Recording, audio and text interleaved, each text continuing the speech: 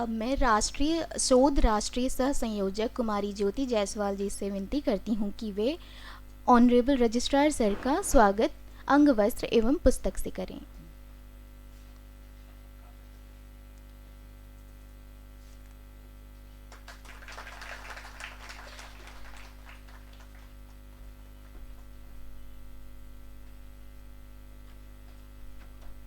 अब मैं डॉक्टर सौरभ कुमार जो सोद गुजरात प्रमुख हैं उनसे निवेदन करती हूँ कि वे बालाजी राजेश सर जो coordinator centre for Hindu studies के उनका स्वागत करें।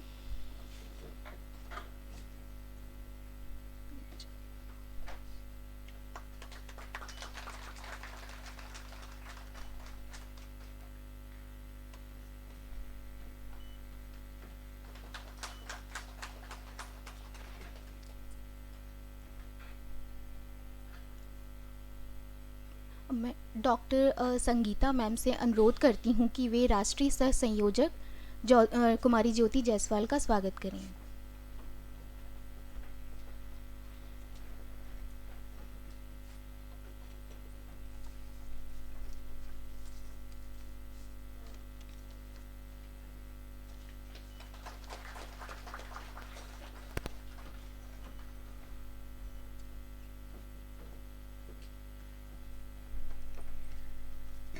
Now, I would like to invite Sri Praful Chudasma sir for the introduction of program and welcome address. Sir is working as a professor in the Department of Electrical Engineering, UPL University, Bharuch. Sir is also serving as electrical consultant in various industries. Sir has more than 15 years of academic and industrial experience. Sir has the responsibility of the Regional Vice President of All India Student Council. You are welcome, sir.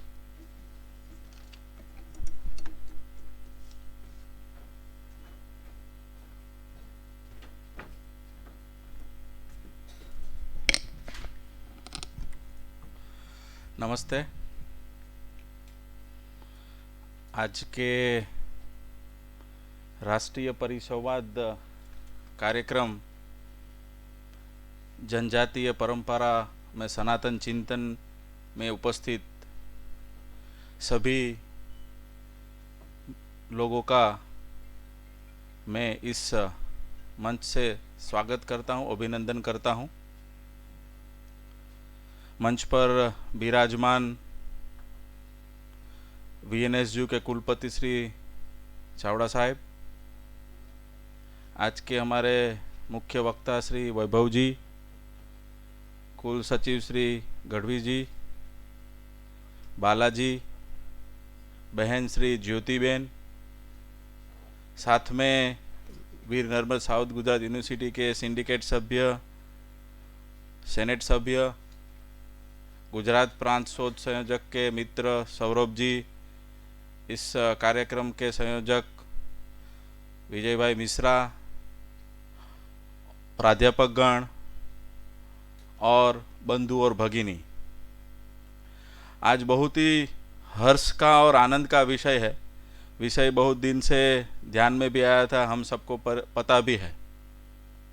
और आज हम एक ऐसे विषय का पूरे दिन के लिए चिंतन करने के लिए जा रहे हैं जो नया नहीं है, लेकिन आज कुछ और हमको जानने के लिए मिलेगा, क्योंकि यहाँ पे जो बैठे हुए सभी युवा लोग ही है और युवाओं के बीच काम करना और युवाओं के बीच पूरे दिन का जो संवाद होने वाला है और जिसका टाइटल भी बहुत ही बढ़िया है, जनजातीय परंपरा में सनातन चिंतन। ध्यान में आता है कि विषय ये रखा है जनजाति परंपरा में सनातन चिंतन, लेकिन यहाँ पे हम सब लोग बैठे हुए, सभी सनातनी लोग बैठे हुए,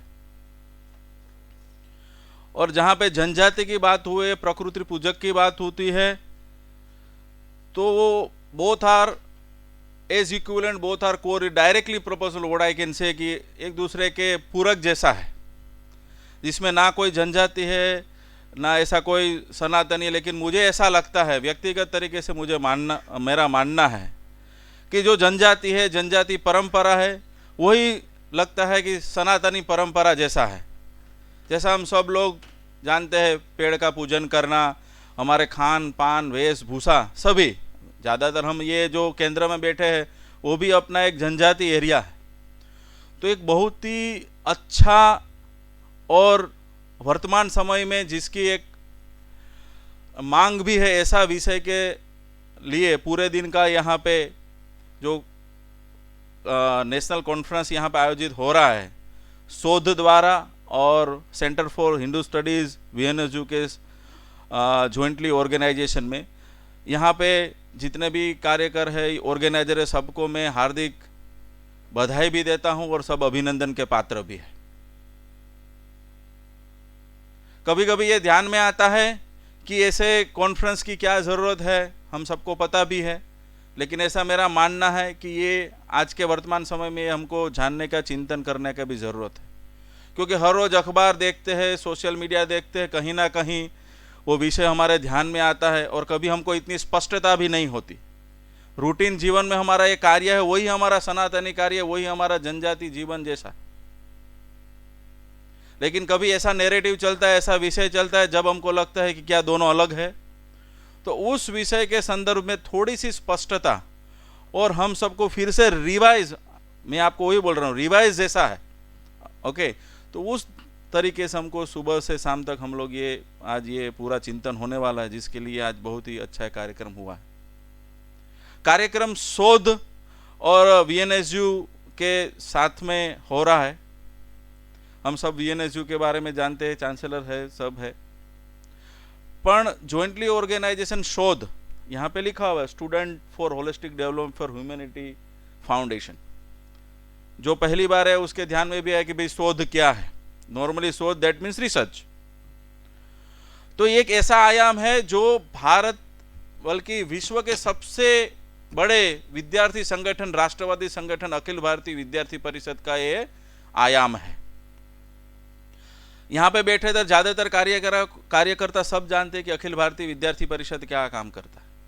अखिल भारतीय विद्यार्थी परिषद एक ऐसा राष्ट्रवादी संगठन है, ऐसा मैं दावे के साथ, सदस्यता के साथ बोल सकते हैं, विश्व का सबसे बड़ा राष्ट्रवादी स्टूडेंट ऑर्गेनाइजेशन जो भारत पुनर्निर्माण का विचार लेके पूरा काम कर रहा है। 1949 से लेके जो एक अविरत ध्येय यात्रा चली और आज मानते 2023 75 साल होने से ये यात्रा चली आ रही है, जो विद्यार्थियों के पुनः उत्थान और निर्माण के लिए कार्य करता है। बहुत ही बड़ा विश्वव्यापी संगठन पूरे भारत और विश्व में काम करता है। जैसे जैसे हम सबको पता है विद्यार्थी परिषद विद्यार्थियों के उत्थान, शिक्षण, उसका व्यक्तिगत निर्माण सबके उसमें काम करता है। तो ध्यान में आता है, व्याप बढ़ता है, ध्यान में आता है कि अलग अलग दिशाओं में भी काम करना जरूरी है। विद्यार्थी परिषद में आज बहुत सारा आयाम चलते हैं। फार्मा विजन हो, फार्मेसियों के लिए फार्मा विजन है, एग्रीकल्चर के स्टूडेंट्स के लिए एग्री विजन नाम के कार्य चल रहा है, मेडिकल के लिए आर्ट्स, बहुत सारा आयाम और गतिविधि काम चलता है। ध्यान में आता है कि शोध और रिसर्च के बारे में भी काम करना चाहिए। और 2017-18 में अखिल भारतीय विद्यार्थी परिषद ने एक आयाम शुरू किया जिसका नाम है शोध। अभी हमारे ध्यान में आता है शोध का क्या काम है, शोध इटसेल्फ रिसर्च। तो शोध एक ऐसा आयाम है विद्यार्थी परिषद का जो रिसर्च और रिसर्च रिलेटेड जितने भी लोग हैं उसको एक प्लेटफॉर्म देने का काम करता है। हम सबको ध्यान में आता है कि अमेरिका एक ऐसा कंट्री है जिसका 20% GDP रिसर्च और पेटेंट के ऊपर आता है। चाइना जो है वो आज रिसर्च के ऊपर आज अपना डोमिनेटिंग काम कर रहा है। तो पिछले कुछ सालों में हम सबके ध्यान में आया है कि भारत में रिसर्च की जागरूकता बढ़ी है, पेटेंट की आप बोलते हो, स्टार्टअप, इनोवेशन, ये जो अलग अलग स्किल डेवलपमेंट जो नए विषय आए हैं जिसकी बहुत सालों से हमको ज़रूरत थी, हम कर रहे थे, लेकिन वो एक प्लेटफॉर्म नहीं मिल रहा था। तो उस विषय को ध्यान में रखते विद्यार्थी परिषद ने एक आयाम शुरू किया है। जो अलग अलग कॉन्फ्रेंसेस हैं, इंटरनेशनल कॉन्फ्रेंस अभी रिसेंटली जुलाई में हुआ, और आज हम जो इस हॉल में पूरे दिन में हम काम करने वाले वो भी एक is a part of this. तो जो भी रिसर्च करना है, पेटेंट डेवलप करना है, शोध में किसी का थीसिस राइटिंग है, कौन से विषय में कर सकते हैं, कहीं पर भी क्या परेशानी आ सकती है, तो जितने रिलेटेड टू रिसर्च वो एक शोध एक ऐसा आयाम है, वो सभी को एक प्लेटफॉर्म देता है। तो ऐसा एक बड़ा ऑब्जेक्टिव लेके विद्यार्थी परिषद का शोध आयाम कार्य कर रहा है और मुझे आनंद और खुशी भी है कि शोध आयाम ने आज वीएनएसयू के साथ एक बहुत ही अच्छा टॉपिक पे जनजातीय परंपरा में सनातन चिंतन के बारे में हम लोग आज सब इकट्ठित हुए हैं। सभी सनातनी, मैं तो ऐसा ही बोलता हूँ, सभी सनातनी लोग इधर इकट्ठित हुए। तो फिर से मैं आप सभी का स्वागत करता हूँ और अभिनंदन भी करता हूँ। आप सब आए, पूरे दिन मुझे लगता है जाने के बाद एक अच्छा सा हम लोग लेके जाएंगे और मुझे लगता है हम जब भी अपने स्थान पे जाएंगे तो ये जो विषय है वो आने वाले एंड तक, हमारे कॉलेज है, कॉलेज के नीचे यूनिट है, वहाँ तक ये विषय की स्पष्टता हो। तो आज मेरा ऐसा मानना है कि you are the trainer of training है, ट्रेनर का ट्रेनिंग जैसा है। तो ये विषय को अच्छी तरह, हमारे साथ बहुत ही अच्छे स्पीकर्स भी है, पेपर प्रेजेंटेशन भी होने वाला, तो हमको बहुत ही आज अच्छा ज्ञान मिलने वाला। तो आप सबको हार्दिक शुभकामनाएं और फिर से मैं आप सबका स्वागत करता हूं। धन्यवाद।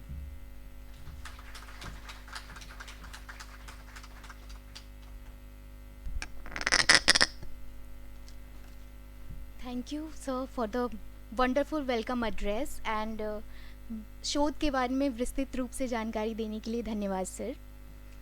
कार्यक्रम में आगे बढ़ते हुए अब मैं श्री बालाजी राजे सर, जो centre for Hindu studies Veer Narmad south Gujarat university के कोऑर्डिनेटर के रूप में कार्यरत हैं, जो कि भारतीय ज्ञान परंपरा के केंद्र के रूप में स्थापित है।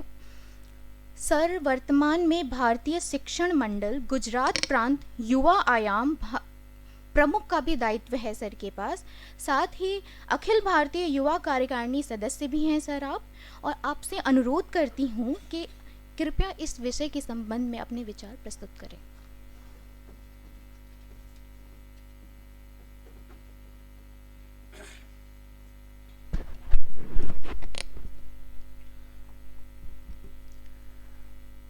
आज की इस कार्यशाला कहे या परिसंवाद कहे, इसमें जिनका मार्गदर्शन हमें प्राप्त होने वाला है, ऐसे हमारे आदरणीय वैभव जी, विद्यार्थी परिषद के प्रफुल्ल जी, हमारे विश्वविद्यालय के आदरणीय कुलगुरु श्री चावड़ा सर, कुल सचिव श्री गढ़वी सर, और आज के इस परिसंवाद में सहभागी होने के लिए, सुनने के लिए, शोध पत्र प्रस्तुत करने के लिए सूरत, गुजरात और गुजरात के बाहर के भी राज्यों और शहरों से आए हुए आप सभी शोधकर्ताओं का मैं सेंटर फॉर हिंदू स्टडीज़ की ओर से आपका हृदय से स्वागत करता हूं। मुझे बताया गया है कि मुझे सेंटर फॉर हिंदू स्टडीज़ के बारे में बताना है।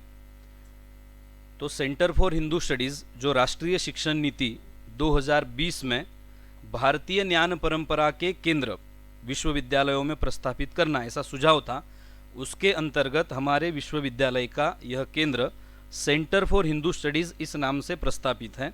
और मुझे कहते हुए आनंद हो रहा है कि सेंटर फॉर हिंदू स्टडीज़ ऐसा सेंटर पूरे भारत में सर्वप्रथम हमारे विश्वविद्यालय में प्रस्तापित हुआ है। इसके बाद दिल्ली यूनिवर्सिटी और मुंबई यूनिवर्सिटी में भी अभी ये सेंटर बना है। तो हमारे सेंटर पर हम एमए इन हिंदू स्टडीज़, ऐसा एक पीजी प्रोग्राम हमारे विभाग में चलता है। दक्षिण गुजरात रीजन है, तो हमारे एक अधिकारी की ऐसी सूचना थी कि आपको जनजातीय परंपराओं का एक कोर्स, एक पेपर रखना चाहिए। तो वैभव जी का हमें मार्गदर्शन मिलता रहता है। पिछले 1-1.5 वर्ष से उनके कार्य के संबंध में हमारे विश्वविद्यालय को वो समय देते हैं। तो उनसे बात हुई और उन्होंने आगे का सारा मार्गदर्शन और जो अभ्यासक्रम बना है, अभ्यासक्रम बनाने की कमेटी में भी जो लोग हैं यहाँ पर उपस्थित हैं, तो आप सभी शोधकर्ताओं को ये बताना चाहता हूँ कि हिंदू स्टडीज़ में सेमेस्टर 3 में भी जनजातीय परंपराओं में सनातन चिंतन, इसी नाम का एक पेपर हमने इंक्लूड किया है। उसको पढ़ने वाले छात्र भी आपके बीच उपस्थित हैं। तो एमए हिंदू स्टडीज़ के साथ हम संस्कृत संभाषण सर्टिफिकेट कोर्स भी चलाते हैं। और अब हम भारतीय ज्ञान परंपरा में डिप्लोमा और हिंदू काल गणना और ज्योतिष शास्त्र, इसके ऊपर अभी नेक्स्ट एकेडमिक काउंसिल में हमने रखा है। तो जैसे ही वो पास होगा, ये 2 नए सर्टिफिकेट कोर्स हम शुरू करेंगे। एक खाली मुझे एक बात मैं बताना चाहता हूँ कि एक बार वैभव जी आए थे, तो ऐसी बात हो रही थी, एकदम शुरुआती समय था, इस अभ्यासक्रम बनने के समय की बात है। तो उन्होंने कहा, हम नगर में रहने वाले, शहरों में रहने वाले लोग तो पश्चिमीकरण के प्रभाव में और जिस प्रकार की शिक्षा व्यवस्था से निकल कर आए हुए हम लोग हैं, उसके कारण और हमारे मन मस्तिष्क पर उपनिवेशवाद का जो प्रभाव है उसके कारण हम सनातनी तो है, लेकिन सही मायनों में देखने जाए तो हम एक तरह से यूरोपीय समाज बन गए हैं। हम जिसको सिविलाइज होना बोलते हैं, एटिकेट्स बोलते हैं, वो सारे हमारे यूरोसेंट्रिक सारे हमारे अप्रोच हैं। यदि भारत में कोई इससे बच पाया हो, किसी समाज ने अपने आप को पश्चिमीकरण के इस प्रभाव से बचाया हो और जिसके अंदर उपनिवेश की कम से कम प्रभाव हो, ऐसा समाज यदि कोई है तो हमारा जनजातीय समाज है। और आगे का उन्होंने कहा था कि यदि जनजातीय हिंदू नहीं है तो पृथ्वी पर फिर कोई हिंदू नहीं है। तो ये बात मुझे बहुत याद रह गई, इसलिए मुझे लगा कि बोलनी चाहिए। और बस इतना कहकर मैं मेरे 2 शब्दों को विराम दूंगा। धन्यवाद। भारत माता की जय।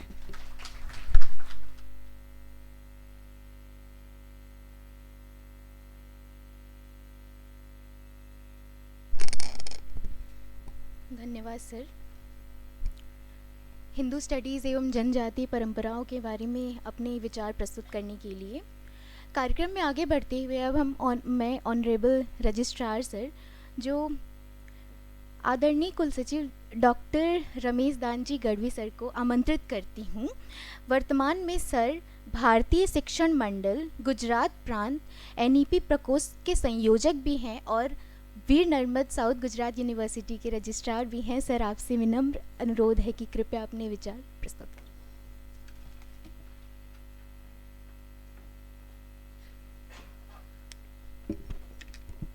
नमस्कार। आदरणीय कुलपति डॉक्टर केशवर सिंह चावड़ा सर, आदरणीय वैभव जी, आदरणीय प्रफुल्ल जी, आदरणीय बालाजी राजे, हिंदू अध्ययन केंद्र के संयोजक। अभी मुझे लगता है सेंटर फॉर हिंदू स्टडीज़ को, हाँ, हिंदू जो भी नामकरण करो कर दे, हिंदू अध्ययन केंद्र रखे या हिंदू प्रतिष्ठान वगैरह जो भी, लेकिन ये शब्द बदल देना चाहिए क्योंकि अभी IKS है, IKS को भी हमने BKS कर दिया, भारतीय नव ज्ञान परंपरा कर दिया। तो थोड़ा ये छोटा सा मेरा सुझाव है। उस हिंदू अध्ययन केंद्र के संयोजक बालाजी राजे और इस शोध के अखिल भारतीय सह संयोजिका ज्योति जी और आप सभी अपने सेनेट और सिंडिकेट सदस्य, 2 बातें करके मैं मेरी बात को संपन्न कर देता हूँ। एक विद्यार्थी परिषद के बारे में और एक जनजाति परंपरा के बारे में। एक दिन कार्यालय में बैठा था, हम तो वहीवट के आदमी है, तो विद्यार्थी परिषद वाले आते तो हमारा माहौल तो वही रहता है, नारे वाला है। तो एक दिन हमारे एक सिक्योरिटी गार्ड दौड़ता दौड़ता हुआ आया मेरे पास, सर वो दरवाजे बंद कर दो, जाली बंद कर दो, वो लोग आ रहे हैं। मैंने बोला कौन लोग आ रहे हैं? बोले वो लोग आ रहे हैं जो आंदोलन लेके आते हैं ना हर बार, वो लोग आ रहे हैं। तो विद्यार्थी परिषद के कुछ कार्यकर्ता आ रहे थे। मैंने बोला नहीं, दरवाज़ा खुला रखो, आज वो आंदोलन के लिए नहीं आ रहे, आज वो स्टूडेंट फॉर सेवा का एक प्रकल्प का काम की चर्चा करने के लिए आ रहे हैं। तो जनरली सामान्यतः अपने मन मस्तिष्क में यही रहता है कि विद्यार्थी परिषद है तो वो नारे, जूते मारो, ये हाँ वो स्लोगन सब मन में तुरंत याद आ जाते हैं। लेकिन फिर मैंने वो सिक्योरिटी गार्ड भी थोड़ा पढ़ा लिखा था, मैंने उनको 2-3 बातें बताई कि विद्यार्थी परिषद का आयाम रहता है स्टूडेंट फॉर सेवा, स्टूडेंट फॉर डेवलपमेंट, शोध का आयाम रहता है। उसी आयाम में वो बच्चों में कैसे गुण संपन्न हो, ऐसी वो कार्यवाही गतिविधि उसमें चलती है। वो फिर आए सब कार्यकर्ता, उनके साथ बैठक की और हमने स्टूडेंट फॉर सेवा के माध्यम में इस विश्वविद्यालय और विद्यार्थी परिषद का वो आयाम स्टूडेंट फॉर सेवा, उनके साथ मिलकर 1 लाख सैनिटरी नैपकिन पैड जितने भी सूरत महानगर में सेवा बस्ती है, जिसको हम झोपड़ी बोलते हैं, झग्गी झोपड़ी बोलते हैं, उस सेवा बस्ती में जाकर हर घर जाकर जितनी भी महिलाएं थी उनको वो सैनिटरी नैपकिन का एक कार्यक्रम पूरा ये स्टूडेंट फॉर सेवा के माध्यम से किया था। तो अपने मन में रहता है कि ये आया तो दरवाज़ा बंद कर दो, ऐसा नहीं है। ये कुछ राष्ट्र के निर्माण में, राष्ट्र के विकास के योगदान में भी काम करने वाला संगठन भी है, ये हमारे मन में थोड़ी छवि होनी चाहिए। दूसरी एक छोटी बात करके मैं अपनी बात संपन्न कर देता हूँ, क्योंकि आज वैभव जी आए तो ज़्यादा समय उनको मिले, वही हमारी प्रायोरिटी रहेगी। ये जो दक्षिण गुजरात विस्तार है वो दो भागों में सटा हुआ है। एक कोस्टल इलाका है जो हम जिसको भरूच, सूरत, नवसारी, वलसाड़ और वापी, ये महानगरीय इलाका है। और इसके थोड़ा अंदर जाए हम 50 किलोमीटर डांग की ओर जाए, सापुतारा की ओर जाए तो पूरा जनजाति इलाका है। एक महानगर है 80 लाख की बस्ती वाला और एक 80 घर का छोटा सा गांव है। तो दोनों में ये जो आज का विषय है, मुझे लगता है कि मैं शोध को और हिंदू अध्ययन केंद्र को भी बधाई देना चाहता हूँ। आपने बहुत ही रिलेवेंट सब्जेक्ट लिया है। और जो बालाजी ने बताया कि अगर जनजाति सनातनी नहीं है तो और कोई नहीं है। काफ़ी लोग यहाँ से घूमने के लिए सापुतारा, ये अपना जो जनजाति इलाका है, वहाँ से ये महानगर के लोग जाते हैं। और वहाँ जाते हैं ना तो हमें सच में लगता है कि नहीं, यही लोग हमसे भी ज़्यादा सनातनी है। काफ़ी बार ऐसे उदाहरण हमारे सामने आते हैं। एक बार मैं भी परिवार के साथ घूमने के लिए गया था इस जनजाति इलाके में। ये महानगर के लोग काफ़ी बार जाते हैं, सापुतारा वगैरह। तो वहाँ जाते हैं तो एक बार मैं देख रहा था, ट्रैफिक जाम था, एक बच्चा, छोटा सा बच्चा कुछ चीज़ें बेच रहा था। ट्रैफिक जब जाम रहता है तो वो जनजाति का एक छोटा सा बच्चा कुछ चीज़ें बेच रहा था। वो थोड़ी देर बेच रहा था और धूप थी, तो थोड़ी देर के बाद वो जब ट्रैफिक जाम होता है, फिर गाड़ी आगे पीछे होती है, आगे जाती है, तो थोड़ी देर के बाद वो जूते निकाल देता था और इतनी कड़ी धूप में वो आगे जो उनके पास जो बेचने की चीज़ थी वो लेके वो गाड़ी वालों को बेच रहा था। फिर वो बच्चे को मैं बार बार ये देखा, ट्रैफिक जाम था, मैंने एक बार नज़दीक बुला के बोला, ये जूते निकाल के क्यों आगे जा रहे हो? बोले हमारे वहाँ कुल देवी का मंदिर है, हमारी ग्राम माता का मंदिर है और ये यहीं से शुरू होता है, आगे से हमारा ये मंदिर इलाका है। तो उस छोटे से बच्चे के मन में भी यही ये है कि अपना कुल देवी का, ग्राम देवी का मंदिर है तो जूते निकाल देने चाहिए। तो हमसे भी ज़्यादा सनातनी सही मानने में अपने जनजाति बंधु है। और आज इस विश्वविद्यालय में आप सब पधारे, आप सभी का मैं हार्दिक स्वागत करता हूँ अपनी इस विश्वविद्यालय की टोली की ओर से। धन्यवाद।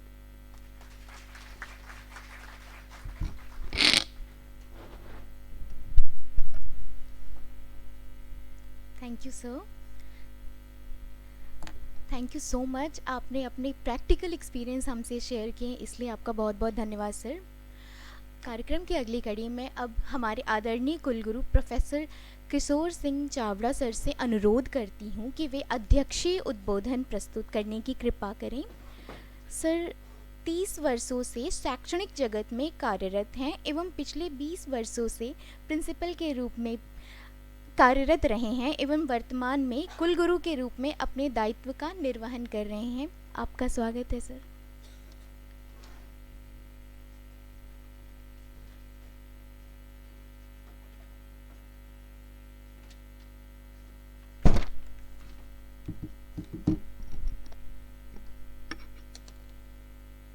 वंदे मातरम। ये अपना विश्वविद्यालय वीरनर्बस दक्षिण गुजरात यूनिवर्सिटी, उनके ये 59वें वर्ष में ये पूरा कार्यक्रम जो है, जैसे बताया कि भाई हिंदू अध्ययन प्रतिष्ठान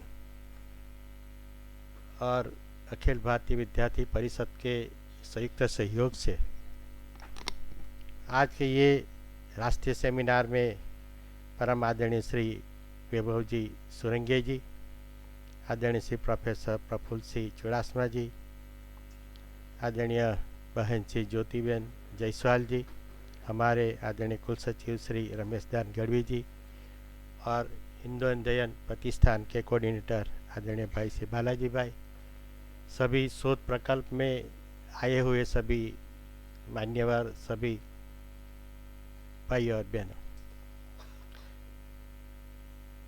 मैं इसी के साथ ये शोध का ही है और इसीलिए मैं एक अंक भी मैं निर्देश करना चाहूँगा कि जनजाति के विषय के बारे में जब आप अभी बहुत सारे पूरे दिन चर्चा करोगे, ये यूनिवर्सिटी में 22-23 में कुल मिला के 5,21,816 विद्यार्थियों ने अगली बार एग्ज़ाम दी।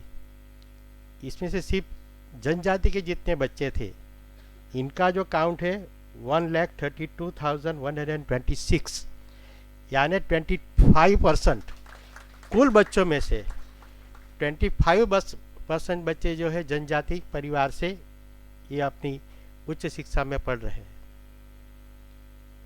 क्योंकि इसीलिए ऐसे एक दिन का नहीं, आपको बार बार जब हमारे 25% है, वो कोई नंबर नहीं है, पूरे 7 डिस्ट्रिक्ट है, जो भी बाकी की बात है नहीं करेंगे, मगर उनकी परंपराएं के बारे में बहुत सारी इसकी बातें हैं। सिलेबस में तो है, उन सिलेबस में पढ़ने वाले और बाकी के लिए कि उनकी मात्रा है वो कम होती है, मगर पूरे सभी समुदाय को इसके बारे में अवेयरनेस करना है।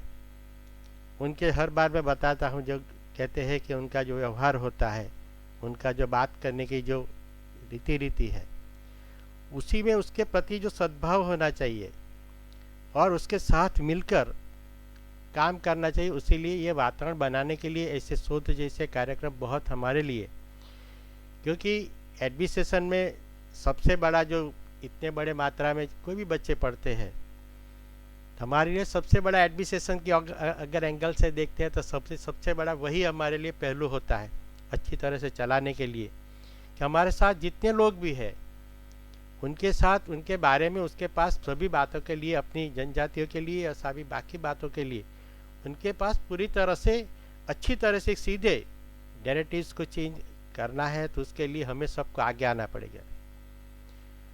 बाकी ये पूरे दिन का आयाम है, उनको भी मैं शुभेच्छा देता हूँ। हमारे अभी यहाँ सिंडिकेट मेंबर आदरणीय विमल भाई भी है, बाकी सभी है। मैं सभी से हर बार यही कहते हैं कि ये जो इलाका है, ये इलाके में बहुत सारे आयुर्वेदिक की बातें हैं, बहुत सारे उनके रीति रिवाज है, बहुत सारे उनके यहाँ जो चीज़ वस्तु है जो है, जैसे माननीय प्रधानमंत्री श्री नरेंद्र भाई मोदी साहब कहते हैं कि भाई आत्मनिर्भर भारत बनाना है। इसमें एक पार्ट जब हर बार आप देखते हो तो पूरे भारत राष्ट्र में 48% यानी 48% जो है महिलाएं हैं। वो 48% महिलाओं में भी हम जानते हैं कि कितना परसेंटेज है, उसमें हम नहीं जाएंगे एनालिसिस में, मगर इसमें सही में हमें ये पूरी सनातनी जो है, ये यहाँ तो बैठे सभी सनातनी है ही, मगर सभी सनातनी को और आगे सभी लोगों के इनके बारे में बताना है। तो ये 48% महिला, इसमें बहुत सारे ऐसे अलग अलग तरह के पहलू है, वो पहलू को भी आपको रिसर्च करना पड़ेगा। क्योंकि अगर ये सनातनी की बातें पूरे जो है उसको आगे ले जाना है, बार बार अलग अलग तरह से नैरेटिव्स का जो आक्रमण आता है उसको बहुत जल्दी से उनको मार्जिनाइज करना है, तो हमें जो 48% महिला में है उसको भी आगे लाना पड़ेगा। और उसके पास बहुत सारा कंसेप्ट है, उसके बारे में भी आगे जाके हम जो भी करेंगे। और बाकी सभी के लिए शुक्रिया। और फिर एक बार में हम जानते हैं कि जैसे महाराज ने कुल सचिव जी ने बताया कि ये बात सही है कि अखिल भारतीय विद्यार्थी परिषद के जो भी बच्चे आते हैं तो सभी एडमिनिस्ट्रेटर को कुछ न कुछ तो रहता है, मगर जब उन्होंने ये आयाम लिया है, जैसे आदरणीय प्रफुल्ल भाई जी ने बताया कि ये पूरे, क्योंकि हम जानते हैं कि आजकल कभी भी रिसर्च करना है तो ज़्यादातर लोग गूगल में जाते हैं और फिर गूगल में जाके जो नैरेटिव्स है उसी नैरेटिव्स को आगे करके करते हैं। वो चेंज करने के लिए ये आया है। तो मैं ये पूरे आयाम के लिए ये अखिल भारतीय विद्यार्थी परिषद और हमारे हिंदू अध्ययन के अंदर जो है प्रतिष्ठान है, उनके सभी टीम को भी मैं बधाई देता हूँ। ऐसे बार बार हम करते ही रहेंगे। और हर बार मैं ये कहता हूँ कि जो आप करते हैं पूरे सेमिनार जो भी करते हैं उनको बार बार रिवाइज करना कीजिए। आप एक बार कार्यक्रम किया फिर बाकी बातों में आप उनका जो फॉलोअप है, मैं पूरी टीम से यही कहूँगा कि हर बार आप फॉलोअप भी रखिए, क्योंकि ये भौतिकवाद के ज़माने में हम जानते हैं कि बार बार अगर हम किसी चीज़ को याद नहीं करते तो धीरे धीरे बहुत सारे अच्छे आयाम है, वो आयाम में जो हमें रिजल्ट मिलना चाहिए वो रिजल्ट कभी कम मिलता है। इसीलिए मैं भी कहता हूँ कि बार बार आप यूनिवर्सिटी आपके सभी प्रकल्प के साथ रही है और आगे रहेगी, पर ऐसे सभी का शुभकामना के लिए फिर से एक बार सबका शुक्रिया। वंदे मातरम, भारत माता की जय जय गुजरात।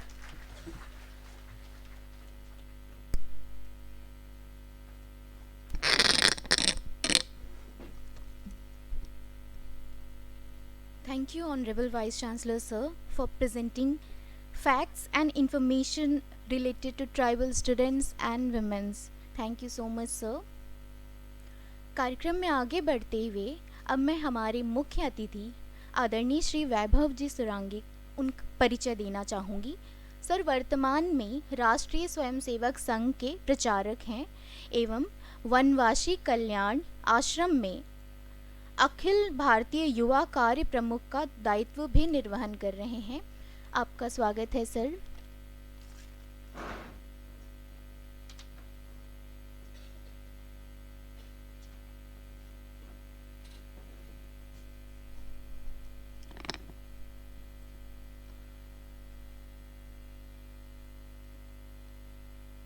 आज के इस कार्यक्रम में मंच पे उपस्थित वीर नर्मद दक्षिण गुजरात विश्वविद्यालय के आदरणीय कुलपति आदरणीय चावड़ा जी, रजिस्ट्रार महोदय आदरणीय रमेशदान गढ़वी जी, शोध विषय की सह संयोजक आदरणीय ज्योति जी, आदरणीय प्रफुल्ल जी, और यहाँ का जो हिंदू अध्ययन का सेंटर है, सेंटर फॉर हिंदू स्टडीज़ आजकल जिसको कह रहे हैं हम, उसके संयोजक श्रीमान बालाजी राजे तथा इस सभागृह में उपस्थित सभी प्राध्यापक गण, शोध छात्र छात्राएं एवं अन्य सामाजिक कार्यकर्तागण। आज का विषय जो है जनजातीय परंपराओं में सनातन चिंतन। दोनों ही चीज़ें अपने देश में बड़ी कंफ्यूजिंग है। जनजातियों के बारे में भी लोगों को बहुत ज़्यादा अलग अलग प्रकार की धारणाएं, अलग अलग प्रकार की मान्यताएं, अलग अलग प्रकार के विचार सुनने को मिलते हैं हमको। और ऐसा ही कुछ हाल सनातन का भी है। जिसको जैसा लगता है वैसा वो सनातन को बताता रहता है। दोनों चीज़ें बहुत पुरानी हैं। दुनिया में जो कुछ चीज़ें नई आती रहती हैं तो उनकी जानकारी बहुत संक्षिप्त है, बहुत छोटा इतिहास है। किसी का 500 साल का है, किसी का 1000 साल का है। अमेरिका की बात करेंगे तो 500 साल का इतिहास ही पढ़ना है केवल। अब उसकी तुलना भारत से करेंगे तो स्वाभाविक रूप से बहुत तकलीफ आएगी। कितना शुरू करें, कहाँ से शुरू करें, यही समस्या आती है। ईसाइयत को पढ़ना है तो 2000 साल पढ़ लेंगे तो ईसाइयत पूरी समझ में आ जाएगी। पर उसकी जगह सनातन को समझना है तो कितने हजार पीछे जाएं, क्या क्या पढ़ें, कहाँ से शुरू करें। तो स्वाभाविक रूप से जब हम चीज़ों की तुलना करते हैं तो समस्याएं उसमें खड़ी होती है। समस्या खड़ी होती है, कन्फ्यूज़न खड़े होते हैं। कन्फ्यूज़न खड़े होते हैं तो शोध की आवश्यकता ज़्यादा महसूस होती है। हमारा देश भी अब उस स्थिति में पहुंचता जा रहा है। हम लोग उस स्थिति में पहुंच रहे हैं। कभी हम शायद आज से 40 साल पहले प्रधानमंत्री नारा दिया करते थे, जय जवान जय किसान। तो देश में दो ही लोगों की ज़रूरत थी, सैनिकों की ज़रूरत थी देश की रक्षा के लिए, और देश में किसानों की ज़रूरत बहुत ज़्यादा थी। उनको आगे बढ़ाने की आवश्यकता थी क्योंकि देश को कृषि के मामले में, अनाज के मामले में आत्मनिर्भर करने की आवश्यकता थी। वही बाहर से मंगवाना पड़ रहा था। देश आत्मनिर्भर नहीं होगा तो आगे विचार कैसे करेगा। उसके बाद एक युग आया 20 वर्ष बाद, जब प्रधानमंत्री ने लाल किले से कहा जय जवान जय किसान के साथ में जय विज्ञान जोड़ना चाहिए।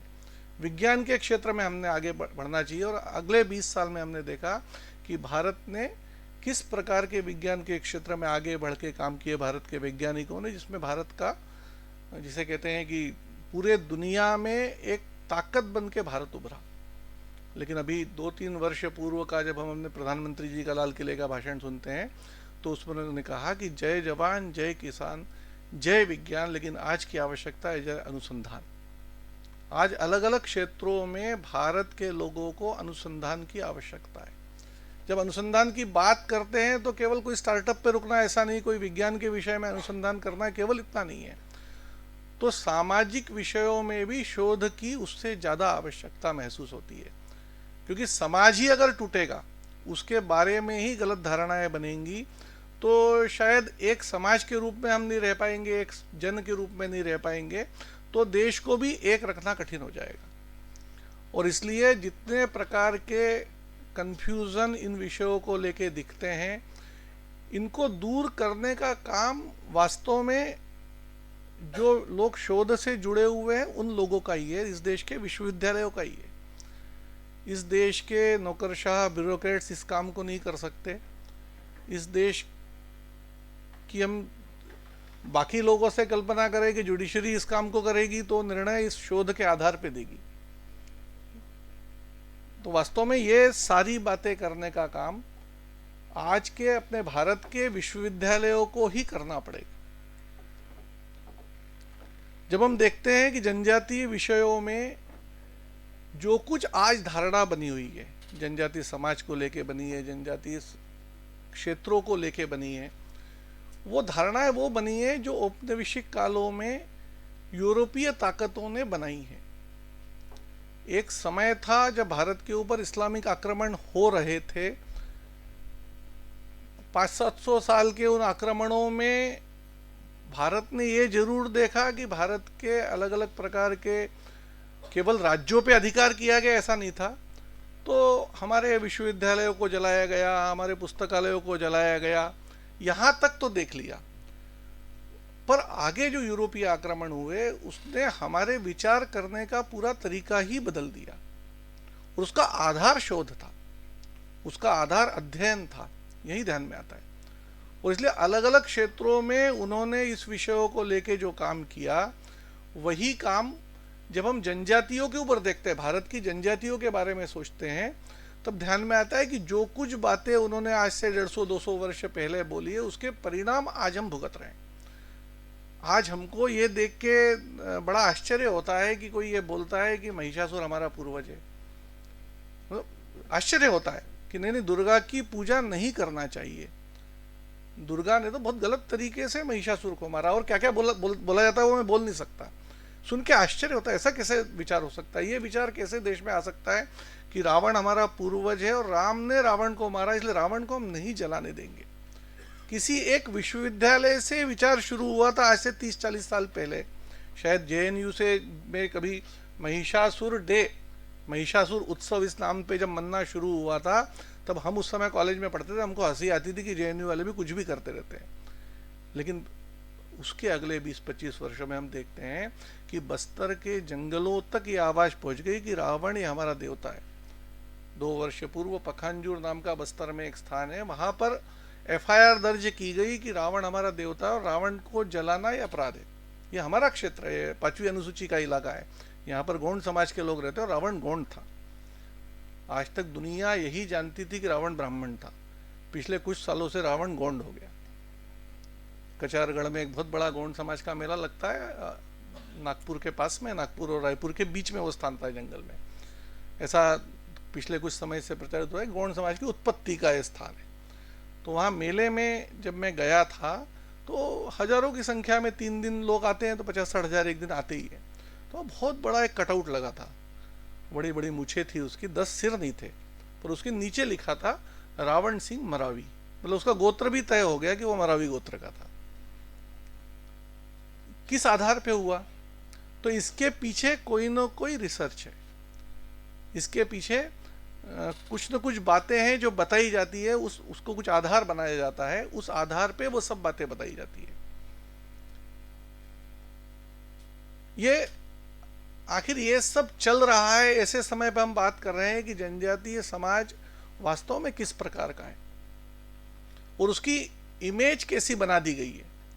जब इसको हम देखते कि ऐसा हुआ क्यों होगा, तो शुरू में तो जनजातियों को जैसा आज हम समझते हैं ऐसा अंग्रेजों ने समझा था, पर जब उन्होंने ये देखा कि इस देश का जनजातीय समाज उनसे लड़ने में सबसे आगे है, और इस बात को उन्होंने देखा नहीं तो इस बात को उन्होंने स्वयं स्वीकार किया। मतलब 1857 की क्रांति के बाद हाउस ऑफ कॉमन्स में इस बात को स्वीकार किया गया, एक पेपर प्रेजेंट किया गया जिसमें कहा गया कि हमारे ज़्यादा सोल्जर्स जो मरे हैं वो भारत के जंगल के इलाकों में मरे, फॉरेस्ट एरिया में मरे, शहरों में कम मरे। बताया हमको ये जाता है कि 1857 की क्रांति जो हुई थी वो इस देश के कुछ राजाओं ने की थी, वो एक छोटा विद्रोह था जिसको दबा दिया गया। लेकिन वो स्वयं इस बात को स्वीकार करते हैं कि हमको ज्यादा जो नुकसान हो रहा है वो भारत के जंगलों में हो रहा है। क्यों हो रहा है? कौन रहता है? तो इसको अगर ठीक करना है तो उसके तरीके क्या हो सकते हैं? बहुत सारे तरीके हम पढ़ते रहते हैं कि उन्होंने कौन कौन से तरीके अपनाए। वैसे जनजातियों के ऊपर जो उन्होंने करना शुरू किया उसका असर आज तक हम भारत के मानस पे देखते हैं। वो भारत के नौकरशाह हो तो उनके ऊपर भी वो असर दिखता है, भारत की जुडिशरी हो उसके ऊपर भी वो असर दिखता है, भारत के विश्वविद्यालयों पे उन बातों का असर दिखता है जो उन्होंने किया। तो उन्होंने किया क्या? तो जो कुछ वो कर रहे थे, जिस प्रकार की स्टडीज वो कर रहे थे, उसके आधार पे नई प्रकार की धारणाएं बनाने का काम उन्होंने कहा। उन्होंने कहा कि जनजातीय समाज जो है ये आपराधिक है। आपराधिक जातियां जो वो बोलते थे उसमें बोलते थे कि जनजातीय समाज ये मूलतः आपराधिक समाज है। अब ये भारत ने पहली बार सुना था। भारत में भारत की जनजातियां ये क्रिमिनल हैं, ये भारत के लोग पहली बार सुन रहे होंगे शायद। उसके पहले कभी भारत में ये कल्पना हमको ध्यान में नहीं आती होंगी। और ये बाकायदा 1960 के बाद क्रिमिनल ट्राइब एक्ट बनाया गया कि इन क्रिमिनल ट्राइब से निपटने के लिए हमको एक एक्ट की जरूरत है। उस एक्ट के तहत कितने लोगों को बिना किसी मुकदमे के फांसी पे लटकाया गया, इसका एक लंबा इतिहास है। उन्होंने कहा भील, अब भीलों की चर्चा में ज्यादा कर रहा हूं क्योंकि हम उस इलाके में बैठे हैं। उन्होंने कहा भील जो है ये क्रिमिनल है, क्रिमिनल ट्राइब है भील।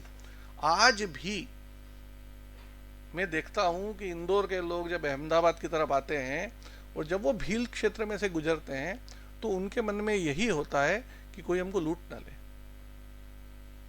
कितना इसका गहरा असर होता है। नर्मदा परिक्रमा पे निकलने वाले लोग पूरी नर्मदा परिक्रमा बहुत अच्छे से करते हैं, लेकिन जब वो भील क्षेत्र से गुजरते हैं तब उनको ऐसा लगता है कि यहां तो कपड़े भी हमारे छुड़ा लेंगे लोग। वास्तव में ऐसा होता है क्या? जब हम पूछते हैं किसी से भी तुमने नर्मदा परिक्रमा की, तुम्हारा क्या छुड़ाया? नहीं, मेरा तो नहीं छुड़ाया, पर वहां लोग लूट लेते हैं। भारत के धार्मिक मानस के अंदर ये कितना गहरा बैठा, इसका हम अंदाज लगा सकते हैं। किसी से पूछे, मतलब परसों अभी एक 8-10 दिन पहले की बात है, मैं छिंदवाड़ा विश्वविद्यालय में एक कार्यक्रम था, वहां से निकलने में शाम हो गई। छिंदवाड़ा से हमको भोपाल आना था। अब बीच में वो पूरा भारिया क्षेत्र पड़ता है, तो भारिया क्षेत्र से वो रास्ते सब जनजाति जंगलों के रहते, गोल गोल गोल गोल रहते। तो निकल रहा था, ड्राइवर बोला कि टाइम तो लगेगा साहब, बहुत ज़्यादा टाइम लगेगा, रात हो जाएगी, रास्ता भी ऐसा है, बहुत घुमावदार है, धीरे चलना पड़ेगा, एरिया भी ख़राब है। तो मैंने कहा क्या एरिया ख़राब है? अरे यहाँ बहुत लोग पत्थर मारते हैं, पहाड़ों पर से चट्टानें गिरा देते हैं। मैंने कभी तुमको पत्थर मारा है क्या कभी किसी ने? नहीं, मुझे तो नहीं मारा। तुम कितने साल से गाड़ी चला रहे हो? 20-25 साल से चला रहा हूँ। तो तुमको नहीं मारा, फिर ऐसा क्यों बोलते हो? नहीं, ऐसा बहुत होता है, आप जानते नहीं है। और बेचारे भारिया लोगों से हम मिलेंगे, पातालकोट में रहते हैं, वो जमीन से कितने नीचे जाके रहते हैं, उनका जीवन देखेंगे तो हमको लगेगा कि ये भी किसी को पत्थर मार सकते हैं क्या? तो वो किसी को नहीं मार सकते, ऐसे ही दिखेगा, किसी को उन्होंने मारा भी नहीं है कभी। पर उनके बारे में ये धारणा कहां से बन गई?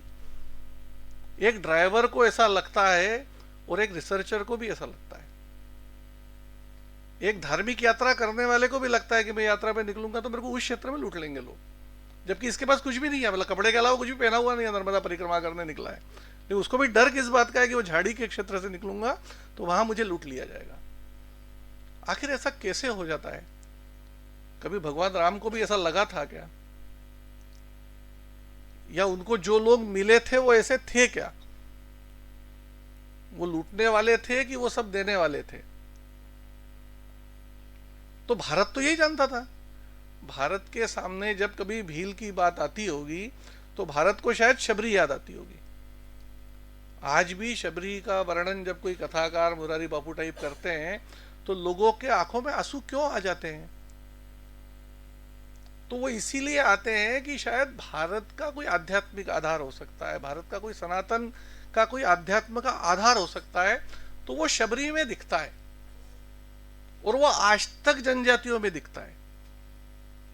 मतलब शबरी के घर भगवान राम गए तो आज तक की कथाओं में तब यही सुनते आ रहे हैं कि शबरी ने भगवान राम से कुछ नहीं मांगा, कुछ नहीं मांगा।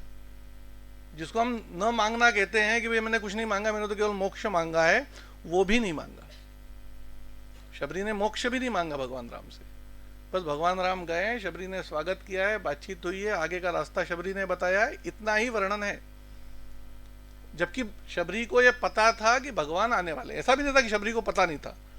तो वर्णन तो यही आता है कि शबरी को यह पता था कि भगवान राम रूप में आने वाले हैं और उनकी वो प्रतीक्षा कर रही थी, ये भी वर्णन आता है। मतलब इसमें तो कोई कंफ्यूजन नहीं था शबरी को कि भगवान है कि नहीं है, पक्का पता था। लेकिन उसके बाद भी भगवान से कुछ नहीं मांगा। आज का जनजातीय समाज अगर हम देखेंगे तो इससे जरा भी इधर उधर हुआ दिखता है क्या? तो ध्यान में आएगा कि ये परंपरा हजारों साल से आज भी उनके खून में है, उनके संस्कारों में है। कैसी है ये? तो मैं हरियाणा गया, वो अनुभव तो बड़ा जोरदार था। मतलब हरियाणा में एक भी जनजाति नहीं है। हरियाणा और पंजाब दो ऐसे प्रांत है जहाँ जनजाति समाज के कोई लोग रहते हैं। दो ही प्रांत है देश में, एक दिल्ली है, बाकी तो सब दूर जनजातीय समाज है। तो हरियाणा के विश्वविद्यालय में जब कार्यक्रम था तो वहां के वाइस चांसलर ने यही बोला कि हमारे यहाँ क्या आवश्यकता है इसकी। वो सब हुआ, लेकिन 2-3 घरों में मैं गया, 2-3 घरों में गया तो वहां ये देखा मैंने कि उन तीनों घरों में जो काम करने वाली लड़कियां थी वो जनजातीय थी, झारखंड की थी, कोई उड़ीसा की थी, इन्हीं जगह की थी। युवा थी लड़कियां, उनकी उम्र मुश्किल से 16 से 20 साल होगी। उस घर में रह के काम कर रही थी। मेरे मन में विचार आया कि जिस समाज की युवा लड़कियां, जिस समाज की युवा महिलाएं पूरे देश में आपको कुछ भी काम करते हुए दिखेंगी, लेकिन एक काम करते हुए नहीं दिखेंगी कि वो कभी भीख मांगते हुए नहीं दिखते। जनजाति समाज के लोग, जैसे शबरी ने भगवान राम से कुछ नहीं मांगा, आप कभी भी नहीं देख सकते गुजरात में, साउथ गुजरात में, अपने आसपास कि कोई जनजाति समाज के लोग भीख मांग रहे हैं। मेहनत करते हुए आप इतना देखेंगे कि उनसे ज्यादा कोई कर नहीं सकता। कल भी मैं आ रहा था सूरत में, तो जिस स्टेशन से मैं चढ़ा उस स्टेशन पे कम से कम 800-900 लोग चढ़ने वाले होंगे जो मजदूरी करने के लिए गुजरात आ रहे थे। और उन मजदूरी करने वाले क्या दृश्य था उसमें, तो उसमें युवा लड़कियां थी, उसमें युवा महिलाएं थी, पति पत्नी थे, उनके बहुत छोटे छोटे बच्चे थे। रात हो गई थी क्योंकि ट्रेन 9 बजे आई है, तो 8 बजे 8:30 बजे हम प्लेटफॉर्म पे खड़े थे। तो बहुत छोटे बच्चे जहां जगह मिल गई थी वहां सो गए थे, वो आने की प्रतीक्षा कर रहे थे। कुछ बूढ़े लोग भी थे। ये सब लोग थे, किस लिए गुजरात आ रहे थे? तो मजदूरी करने के लिए गुजरात आ रहे थे। तो ये जो स्वाभिमान है उस समाज में, जो न मांगने की एक संस्कार है कि किसी के सामने हाथ नहीं फैलाना है, ये संस्कार प्राचीन काल से हम देखते चले आ रहे हैं। मतलब जैसा ये उदाहरण मैं शबरी के समय का आपको दे रहा हूं, ये उदाहरण भारतीय परंपरा में, भारतीय वाग्मय में हमको जगह जगह मिलते हैं। लेकिन उसके बाद भी क्या जनजातियों के बारे में हम ऐसा सोचते हैं? तो हम सोचते हैं कि नहीं नहीं, ये तो कोई असभ्य लोग हैं। जब चर्चा करते हैं तब चर्चा भी ऐसी ही करते हैं कि वो और हम कोई अलग अलग हैं। हम किसी और समाज के बारे में ऐसी चर्चा करते हैं क्या? भारत के और किसी जाति के बारे में कभी ऐसी चर्चा करते हैं क्या? तो हम जनजातियों के बारे में कुछ ऐसी चर्चा क्यों करते हैं कि वो कुछ अलग है और हम कुछ अलग है? या फिर कभी कभी तो और भी आगे के शब्दों का प्रयोग करते हैं कि वो फलाने क्षेत्र में उराव जनजाति पाई जाती है। जैसे कोई किसी जानवर की कोई विशेष प्रजाति को लिए जैसा हम शब्द प्रयोग करते हैं, वाक्य प्रयोग करते हैं, इसी प्रकार का वाक्य प्रयोग है। कहां से आ गया? तो क्या अंग्रेजों ने जो बातें बताई कि ये कोई अभी असभ्य लोग हैं, धीरे धीरे करके इनको सिविलाइज करना है, अभी अनसिविलाइज्ड हैं, इनको सिविलाइज्ड करना है, ये जो बात अंग्रेजों ने बताई है ये उसी का असर है। और ये अनसिविलाइज्ड है तो फिर ये सामाजिक हो सकती है क्या? इनकी कोई धार्मिक परंपराएं हो सकती है क्या? इनमें भी कोई सनातन परंपरा है जिसको हम कह रहे हैं, ऐसी कुछ हो सकता है क्या? इनकी भी कोई ज्ञान परंपरा हो सकती है क्या? इनका भी अपना कोई अध्यात्म हो सकता है क्या? ये तो हो ही नहीं सकता। इनके बीच में भी कोई न्याय शास्त्र हो सकता है क्या? नहीं हो सकता। तो अध्ययन की आवश्यकता है क्या? जब है ही नहीं तो अध्ययन क्या करना है? और इसलिए सारा अध्ययन उस समय किस प्रकार का किया गया, तो हम देखते हैं कि सारा अध्ययन एंथ्रोपोलॉजिकल किया। सभी सोशियोलॉजी का अध्ययन भी एंथ्रोपोलॉजिकल एंगल से किया है। कभी भी सोशियोलॉजी ने अध्ययन किया क्या? किसी सामाजिक व्यवस्था का अध्ययन किया है, किसी आध्यात्मिक व्यवस्था उनकी परंपरा का अध्ययन किया है, किसी ज्ञान परंपरा के ऊपर कोई अध्ययन हुआ है, या फिर कहीं न्याय देने की अलग अलग व्यवस्थाएं हैं उनके ऊपर अध्ययन हुआ है क्या? तो ध्यान में आएगा कि ये अध्ययन अंग्रेजों ने तो किया नहीं, क्योंकि उनके ये एजेंडे में आता था कि वो यही बताना चाहते थे कि जनजातीय समाज जो है ये भारत के जो समाज है इससे कुछ अलग है। इसलिए अध्ययन भी किस प्रकार के किए उनने, तो उनने अलग अलग प्रकार के विषय हमारे सामने रखे। उन्होंने कहा एंथ्रोपोलॉजी एक विषय रखा, अलग अलग रेसेस है भारत में, भारत एक राष्ट्र नहीं है, रेसेस अलग अलग नस्ल के लोग हैं। वो जनजातियों को भी उन्होंने कहा लिंग्विस्टिक पैटर्न, एक भाषाई अध्ययन शुरू किया है, अलग अलग परिवार की भाषाएं हैं। ये आर्य परिवार अलग है, द्रविड़ परिवार अलग है, और वो नॉर्थ ईस्ट के लोग हैं तो उनकी भाषाएं तो और भी कौन सा उन्हें, और कोई सी चाइना की तिब्बतियन कुछ तो भी ऐसा शब्द दे दिया। और ये आर्य लोग तो भारत के बाहर से आए हैं, जनजातियाँ यहाँ रहती थी, पर जनजातियाँ भी यहाँ रहती थी। उन्होंने कहा जनजातियाँ भी कौन है, तो ये अफ्रीकन ट्राइब है, या ऑस्ट्रेलियन ट्राइब है, ये आर्यन ट्राइब है भील, तो भील आर्यन ट्राइब हो गई, गोंड उराव मुंडा ये हो गई, ऑस्ट्रेलियन ट्राइब हो गए, और वो मंगोलियन हो गए। मतलब भारत के भी कोई है कि नहीं है? तो भारत के कोई है ही नहीं। सारा अध्ययन इस आधार पे ही किया गया, लोगों की नाक कैसी है, लोगों का रंग कैसा है, लोगों की कथकाठी कैसी है, नाक की साइज देख के लोगों को बताया गया कि ये लोग कौन हैं। उनके संस्कार देख के, उनकी परंपराएं देख के, उनकी रीति रिवाज देख के, इन बातों के आधार पे अध्ययन करने की आवश्यकता उन्होंने महसूस नहीं की, क्योंकि वो उनको सूट नहीं करती थी। वो भारत के बाहर से आए थे तो उन्होंने कहा सब लोग ही भारत के बाहर से आए, हम अकेले भारत के बाहर से नहीं आए, एक बात। और दूसरी बात, उनके मन में व्हाइट मैन सुपीरियरिटी थी कि जो कुछ सिखाया है वो हमने सिखाया है, आप लोग तो सब असभ्य हो।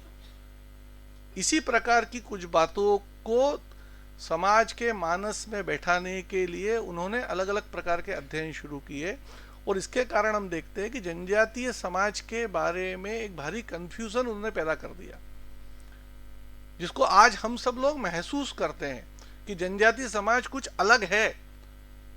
हम आज चर्चा कर रहे हैं कि जनजातीय समाज के अंदर सनातन परंपराएं, वास्तव में सनातन परंपराओं का जनक कौन है? उसके अंदर सनातन परंपराएं हैं कि सनातन परंपराओं की शुरुआत वहां से है?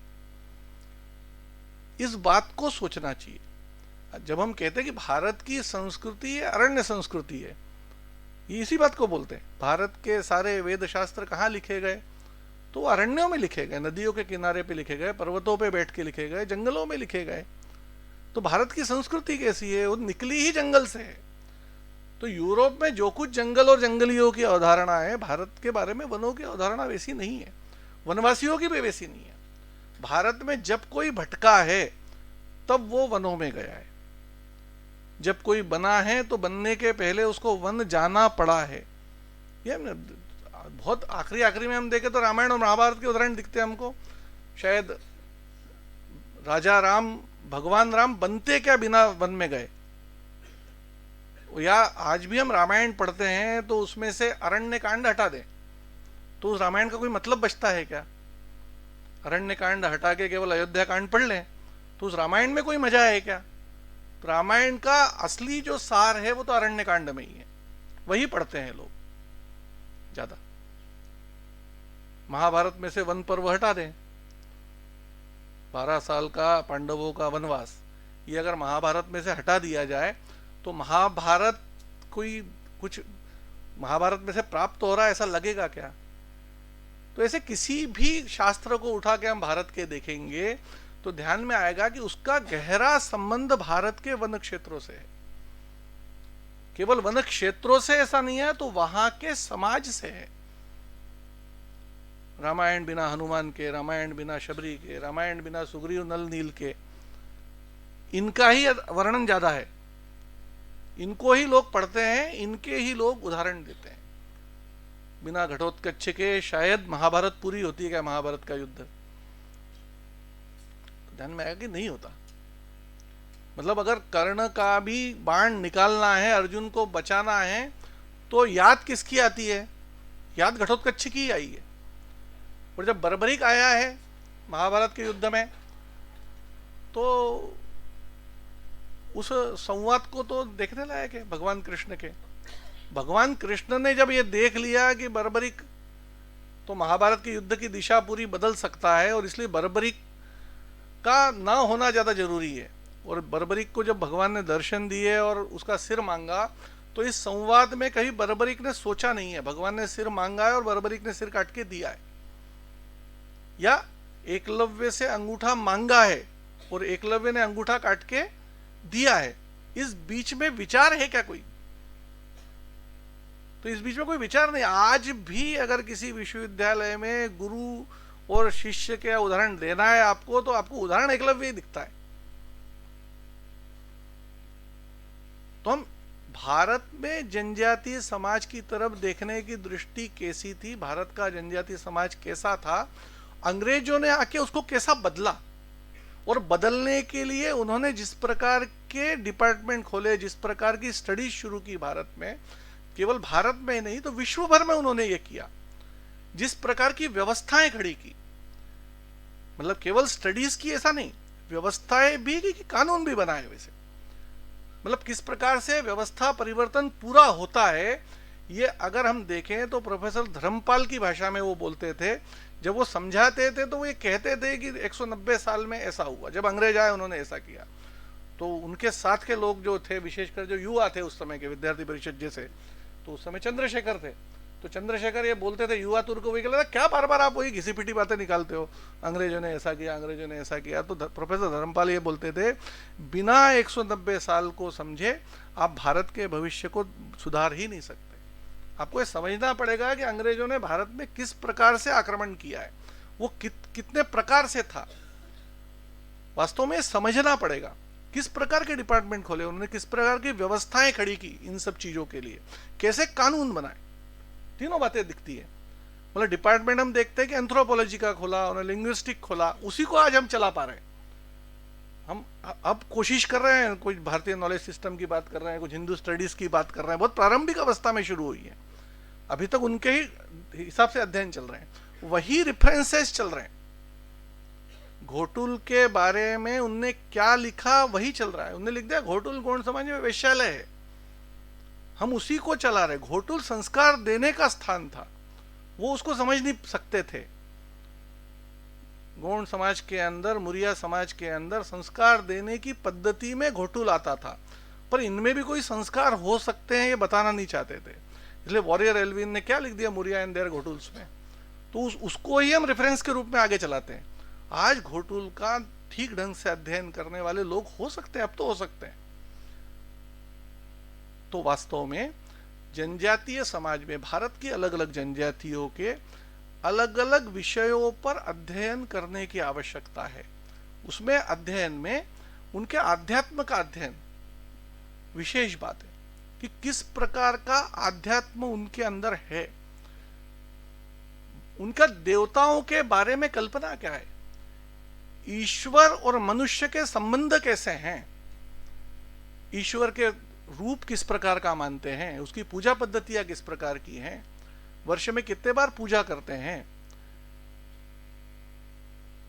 ऐसे अलग अलग विषयों को लेके और इनको लेके पर्व त्योहार किस प्रकार के हैं।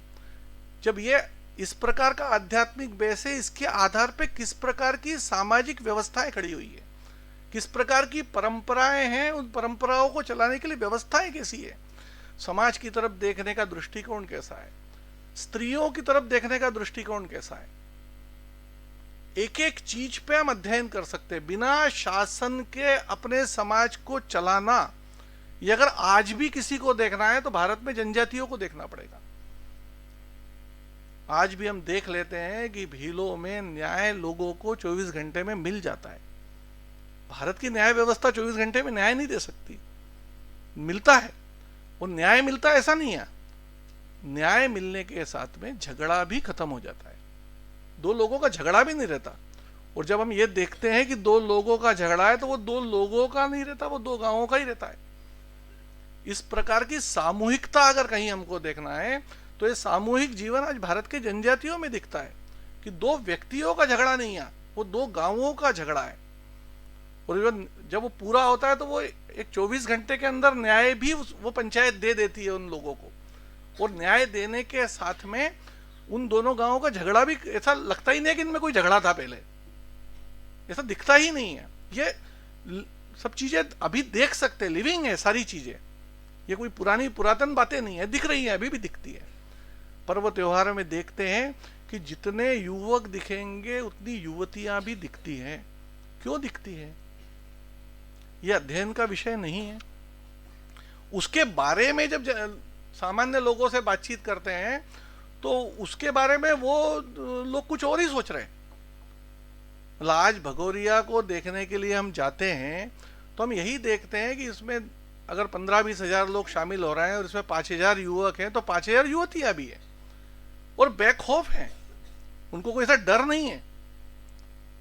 वो पूरे गहने पहनी हुई है, पूरी सजी हुई है, जैसे युवक घूम रहे हैं वैसे युवतियां भी घूम रही हैं। लेकिन ये देखकर भारत का, जो बालाजी ने शुरू में शब्द प्रयोग किया है कि जो शहरी समाज है जिसके ऊपर यूरोप का या बाकी संस्कृतियों का प्रभाव हुआ है, वो इसको ठीक से देख नहीं पाता। इसलिए भगोरिया के बारे में जब हम रिसर्चर्स से बात करते हैं, एकेडमिशियन से बात करते हैं, तो वो ये बोलते हैं कि भगोरिया जो है ये लड़कियों का उनका प्रणय पर्व है। और वहां प्रणय मतलब लोगों को भगा के ही ले जाते हैं लड़कियों को, इसलिए भगोरिया भगाने का स्थान है, इसलिए उसका नाम भगोरिया हो गया है। जब भगोरिया को जाके देखते हैं तो उसमें ऐसा कुछ भी नहीं दिखता है। अब इसका कारण क्या है?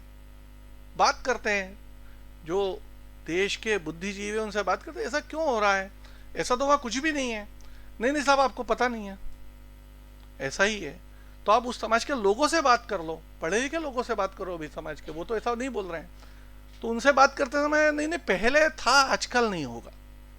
नहीं, पहले भी नहीं था। हमने अपने दादाजी से भी पूछ लिया, वो भी बोलते हैं कि पहले भी नहीं था ऐसा कभी भी। अब ये बात वो मानने को ही तैयार नहीं है। मतलब टाइम्स ऑफ इंडिया का एक रिपोर्टर आया, उसको घुमाया भगोरिया के 15 दिन पहले, वहां के युवाओं ने उसको घुमाया, बुजुर्गों से बात कराई, युवाओं से बात कराई, सब लोगों से उसकी बात कराई, घूम के गया। और वापस जाके उसने क्या लिखा? तो वापस जाके भगोरिया को प्रणय पर्व ही लिखा उसने। कितना अंदर तक बैठा हुआ है।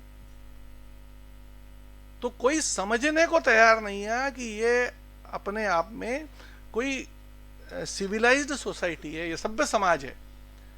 अंग्रेजों ने एक धारणा बना दी है कि ये कोई असभ्य समाज है, उसको अभी सभ्य बनने की जरूरत है। लगभग वैसा ही लोग सोचते हैं। और इसलिए जनजातीय समाज के इन पहलुओं पे मुझे लगता है अलग अलग प्रकार से शोध करने की आवश्यकता है। मतलब एक तो वो एक सभ्य समाज है, ये सोच के जाना पड़ेगा, तो फिर हम ठीक ढंग से समझ सकते हैं जाके। दूसरी बात यह है कि ये जो धारणा बनी है कि वो क्रिमिनल है, आपराधिक है, ये मन में से निकालना पड़ेगा। कोई क्रिमिनल नहीं है, और इसलिए क्रिमिनल है इसलिए हम जा नहीं सकते। मतलब दिल्ली विश्वविद्यालय का कार्यक्रम हो रहा था, एक प्राध्यापक महिला थी, उनसे बातचीत होते होते उन्होंने कहा कि मैंने भी 18 पुस्तकें जनजातीय समाज के ऊपर लिखी हैं, अलग अलग विषयों के ऊपर। जब बात हुई तो उन्होंने कहा मेरी इच्छा है थोड़ा नॉर्थ ईस्ट के बारे में भी मुझे लिखना है, नागास के बारे में मुझे लिखना है। तो जब बातचीत चलती गई तो उन्होंने कहा कि, मैंने कहा कि नागा के बारे में लिखना है तो आपको नॉर्थ ईस्ट में जाना पड़ेगा। तो बोले नॉर्थ ईस्ट में तो जाना संभव नहीं है। मैंने कहा क्यों संभव नहीं है? तो बोले मैंने सुना है कि नागा हेड हंटर्स होते हैं, वो सिर काट लेते हैं। तो मैंने कहा ऐसा आपने सुना होगा, पर हम लोग तो जाते रहते हैं, हमारे कार्यकर्ता नागालैंड में घूमते हैं, ऐसा कुछ भी नहीं है। आप किसी भी जगह जा सकते हैं, कैसे भी घूम सकते हैं। बात करते करते ध्यान आया, बात में मेरे को ध्यान में आने लगा, तो मैंने उनसे पूछा कि आप बाकी देश के जनजातीय क्षेत्रों में गए हैं क्या कहीं? तो बोले नहीं, मैं तो कहीं भी नहीं गई। तो मैंने कहा आपने 18 पुस्तकें कैसे लिख दी? तो बोले वो तो बहुत आसान काम है, जो वीसी महोदय ने बताया। आजकल तो गूगल देवता आ गए, तो किसी किताब को पढ़ के दूसरी किताब लिखना है। तो जनजातीय समाज के बारे में अगर ऐसा लिखा जाएगा तो इस लिखने का कोई अर्थ रहेगा क्या? तो बेखौफ जाना पड़ेगा। पादरी बेखौफ गए, यूरोपीय लोग भले उनके हिसाब से लिखा, पर वो गए रहे। और इसलिए आज भी सारे रेफरेंसेस हमको उनके ही मानना पड़ते हैं। हम कितना भी कहें, कुमाऊं के बारे में पता करना है तो किसी न किसी यूरोपीय लेखक को ही मानना पड़ेगा, क्योंकि वो गया तो एक ऑफिसर के रूप में गया था, पर उस मंडल के हजारों गांवों में उस समय वो घोड़े पे गया, एक एक गांव में गया, एक एक परंपरा को देखा उसने, लोगों के इंटरव्यू लिए, लिखा। इसलिए आज कोई जजमेंट भी वहां का आता है, वहां की परंपराओं पे आता है, तो उसको ही लोगों को देखना पड़ता है उसने क्या लिखा है। तो ठीक है, उन्होंने उनके परिप्रेक्ष्य में लिखा, उनके हिसाब से लिखा, उनकी सरकारों को मजबूत करने के लिए लिखा, पर गए, मेहनत की, ये तो उन्होंने किया। तो वास्तव में आज के रिसर्चर्स को भी जनजातीय क्षेत्रों के बारे में लिखने के लिए, जनजातीय परंपराओं के बारे में लिखने के लिए नए रेफरेंसेस गढ़ने पड़ेंगे, प्राइमरी डाटा इकट्ठा करना पड़ेगा। और प्राइमरी डाटा इकट्ठा करने के लिए रिसर्चर्स के साथ में आज के विद्यार्थी भी बहुत काम कर सकते हैं। एक समय था जब यूनिवर्सिटीज में जनजातीय छात्र आते नहीं थे, पर अभी तो बताया 1 लाख से ज्यादा जनजातीय छात्र इसी वर्ष आए, 1.25 लाख, तो बहुत बड़ा प्रमाण है। 1.25 लाख लोग अगर अपनी जनजातियों के बारे में 1-1 पेज 2-2 पेज लिख देंगे तो कितना प्राइमरी डाटा इकट्ठा हो जाएगा। और वो लिखना उनके लिए बहुत बड़ा काम है क्या? जिस चीज को वो जी रहे हैं, हमारे लिए वो बड़ा काम है। उनकी शादी के बारे में लिखना, उनके देवताओं के बारे में लिखना, उनकी धार्मिक परंपरा के बारे में लिखना, उनके पर्व त्योहार के बारे में लिखना, हमको अलग से कुछ करना पड़ेगा। पर जो उसको जी रहा है वो तो उसको जानता है, वो उसको एकदम सीधा लिख सकता है। तो किसी न किसी रूप से ये प्राइमरी डाटा इकट्ठा हो सकता है क्या? और जहां तक सवाल है कि सनातन का इससे क्या संबंध है, तो वो सब सनातन ही है, ये ध्यान में आएगा। उन्होंने अलग करने की कोशिश की, उन्होंने व्यवस्था लाई कि भारत में हर 10 साल में जनगणना होगी। जनगणना में उनने प्रयास किया कि भारत की जनजातियों को हमको हिंदू नहीं लिखना है। शुरू में तो हिंदू लिखते थे, बाद में आके उन्होंने प्रयास किया कि नहीं नहीं, हिंदू नहीं लिखना चाहिए, इनको कुछ और लिखना चाहिए। तो कभी उनने एनिमिस्ट लिखा, कभी उनने एबोरिजिनल्स लिखा, कभी उन्होंने कुछ और लिखा। आते आते 1931 तक आते आते उनने एक शब्द निकाल दिया, ट्राइबल लिखना शुरू किया। पर जब भी वो लिखते थे, पूछते थे, तो ये न लोगों को समझ में आता था, न इनको लिखने वालों को समझ में आता था कि अलग लिखे कैसे। इसलिए प्रत्येक जनगणना कमिश्नर ने, चाहे वो रिस्ले हो, चाहे वो हैमिल्टन हो, सभी ने अपने जो ऑब्जर्वेशन है उसमें आखिरी में यही लिखा कि हम पूरी कोशिश करते हैं, हमको ऐसे ऊपर से ऑर्डर्स रहते हैं कि हम जनजातियों को और हिंदुओं को अलग अलग लिखें, पर ये अलग अलग है ही नहीं। प्रकृति पूजा का विस्तार ही भारत में हिंदुत्व है या सनातन है, ये हम नहीं लिख रहे, ये जो अलग करने वाले लोग थे वही लिख रहे हैं। इसके बीच में एक हेयर लाइंस है, कोई बहुत ऐसी स्पष्ट रेखा नहीं दिखती कि ये कोई प्रकृति पूजक है और ये कोई अलग मूर्ति पूजक है। ये कुछ हम अलग कर नहीं सकते इसको, ये वो स्वयं लिखते हैं जो अलग करने निकले। जिनने जनगणना में कोशिश की कि अलग लिखें, उनके स्वयं के ऑब्जर्वेशंस लिखे हुए हैं ये, और डॉक्यूमेंटेड है सारी चीजें। वो कैसे ये कर सकते हैं कि गंगा किनारे जाएंगे तो लोग गंगा की पूजा कर रहे हैं और वहीं पर एक मंदिर बनाए जिसमें गंगा की मूर्ति की पूजा कर रहे हैं। मतलब एक जगह प्रकृति की पूजा हो रही है और एक मूर्ति पूजा हो रही है, दोनों पूजा तो गंगा की है। इसमें कोई भेद है क्या? नर्मदा की मूर्ति की पूजा करते हैं लोग, नर्मदा की पूजा करते हैं, जल की पूजा करते हैं नर्मदा के, इसमें कोई भेद है क्या? तो प्रकृति के चिन्ह ही मूर्ति के रूप में सामने आए आगे जाके। आज जैसा होता है कि वड़ सावित्री के दिन वटवृक्ष की पूजा करना है, तो अब बड़े बड़े महानगरों में वटवृक्ष ढूंढने कहाँ जाएंगे? तो शुरू में हमने देखा कि कोई बोनसाइट जो पौधे होते हैं बड़ के, उसके ऊपर लपेटते लोग धागे। आजकल वो भी नहीं मिल रहे तो फोटो के ऊपर लपेटते, फिर कुछ दिनों बाद बड़ की मूर्ति आ जाएगी। ये ऐसा ही विस्तार है। गोवर्धन की पूजा करना है, ये गोवर्धन की पूजा करना, सब लोग गोवर्धन के पास जा सकते हैं क्या? नहीं जा सकते। तो फिर क्या करते हैं? दिवाली के दूसरे दिन घर के बाहर गोबर का गोवर्धन बनाते हैं। अब वो गोवर्धन है क्या? लेकिन बनाते हैं। अमेरिका में जाएंगे, गोबर नहीं मिलेगा तो फोटो लाएंगे, क्या करेंगे? पूजा तो करना है। तो मूर्तियां आई कहां से? जो प्रकृति के रूप है। ठीक है, कभी हम गांव में थे, अपने गांव में थे तो कुल देवी देवता थे, वहीं थे, उसी पहाड़ की हम पूजा करते थे, वहीं कुल देवी थी हमारी। लेकिन जब हम शहर में आ गए तो हमारे पास कुल देवी, अब वहां गांव में तो हमको यही नहीं पता हम किस गांव के, ज्यादा लोगों को तो वहां तो जाके कोई कुल देवी की पूजा कर नहीं रहा। अब घर में ही कोई तो भी है। तो जो कुछ है वो मूर्तियों के रूप में, 2500 साल पुरानी बातें। मतलब कोई भी मूर्तियां भारत में 2500 साल पहले की तो नहीं है ना। उसके पहले क्या पूजा नहीं थी? या उसके पहले हम नहीं थे, हमारे पूर्वज नहीं थे? कि उसके पहले हिंदू नहीं था? कि उसके पहले सनातन नहीं था? तो मूर्तियां जब 2500 साल पुरानी है तो उसके पहले भी सनातन था, केवल 2500 साल पुराना सनातन नहीं है। तो इसका मतलब उस समय तो मूर्ति पूजा नहीं थी, प्रकृति के ही कोई ना कोई रूप थे, उसकी पूजा थी। आज वेदों को पढ़ेंगे तो वेदों में कौन सी मूर्ति है? वेदों में तो सारी प्रकृति की ही पूजा है। तो इसलिए वो कोशिश करते हैं अलग अलग दिखाने की, विभिन्नता के रूप ढूंढते हैं हमारे बीच में। और इतने वर्षों की हमारी चूंकि यात्रा है, हजारों वर्षों की यात्रा है, तो इसमें कुछ बातें ऐसी मिल ही जाने वाली हैं। और हम तुलना करते हैं उनसे जो एक किताब के ऊपर चलते हैं, जो एक किसी देवदूत के ऊपर चलते हैं। उन लोगों से जब हम अपनी तुलना करने लगते हैं तो हम अलग अलग दिखने लगते हैं। हमारे ऐसी कल्पना ही नहीं है। कोई एक किताब को पूछ के कोई स्वर्ग में चला जाएगा, ऐसी कल्पना हमारे यहाँ नहीं है। हमारे यहाँ कोई ईश्वर से ऑर्डर हुआ है, ऐसा नहीं है। वहां ऑर्डर है ईश्वर से। कुरान तो कहा जन्नत में लिखी हुई है ना, क्या हम देखेंगे? क्या देखेंगे? कश्मीर फाइल्स में ना हम देखेंगे, क्या क्या देखेंगे? तो वो जो देखेंगे जो लिखा है, तो जो लोहे सलीब पे लिखा है, लोहे सलीब कहाँ है? 7वें आसमान में, जन्नत में, अल्लाह के सामने लोहे के ऊपर लिखी हुई है। यह ऑर्डर भेजा है अल्लाह ने। किसके द्वारा भेजा है?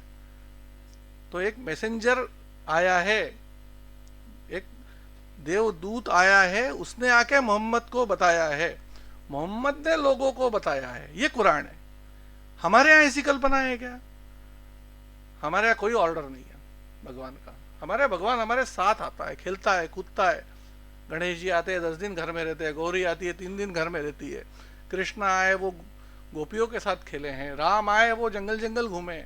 हमारे यहाँ भगवान ने ऑर्डर कभी भेजा है क्या? तो ठीक है, हम उनकी कोई बुराई नहीं कर रहे, पर उनकी जो कल्पना है, उनके अलग प्रकार की बातें हैं। लड़ रहे हैं इजराइल हमास, कैसा लड़ रहे हैं? दोनों एक ही जमीन पे पैदा हुए हैं, दोनों एक ही प्रकार के हैं। मोहम्मद ने भी यही कहा है कि वो भी वैसा ही था, ईसा मसीह भी वैसा ही था, मोजेस भी वैसा ही था, मूसा भी वैसा ही था, उसके पास भी किताब है, पर वो वैसा जिए नहीं, इसलिए उनकी किताबें अब सब निरस्त हो गई। अब आपको कुरान ही पढ़नी पड़ेगी। सब एक ही है, वो फिर भी लड़ रहे हैं। तो उनसे हम अपने धर्म की तुलना करके भी कंफ्यूज होते हैं। सनातन की हमारे पास हजारों वर्षों का इतिहास है, हजारों वर्षों।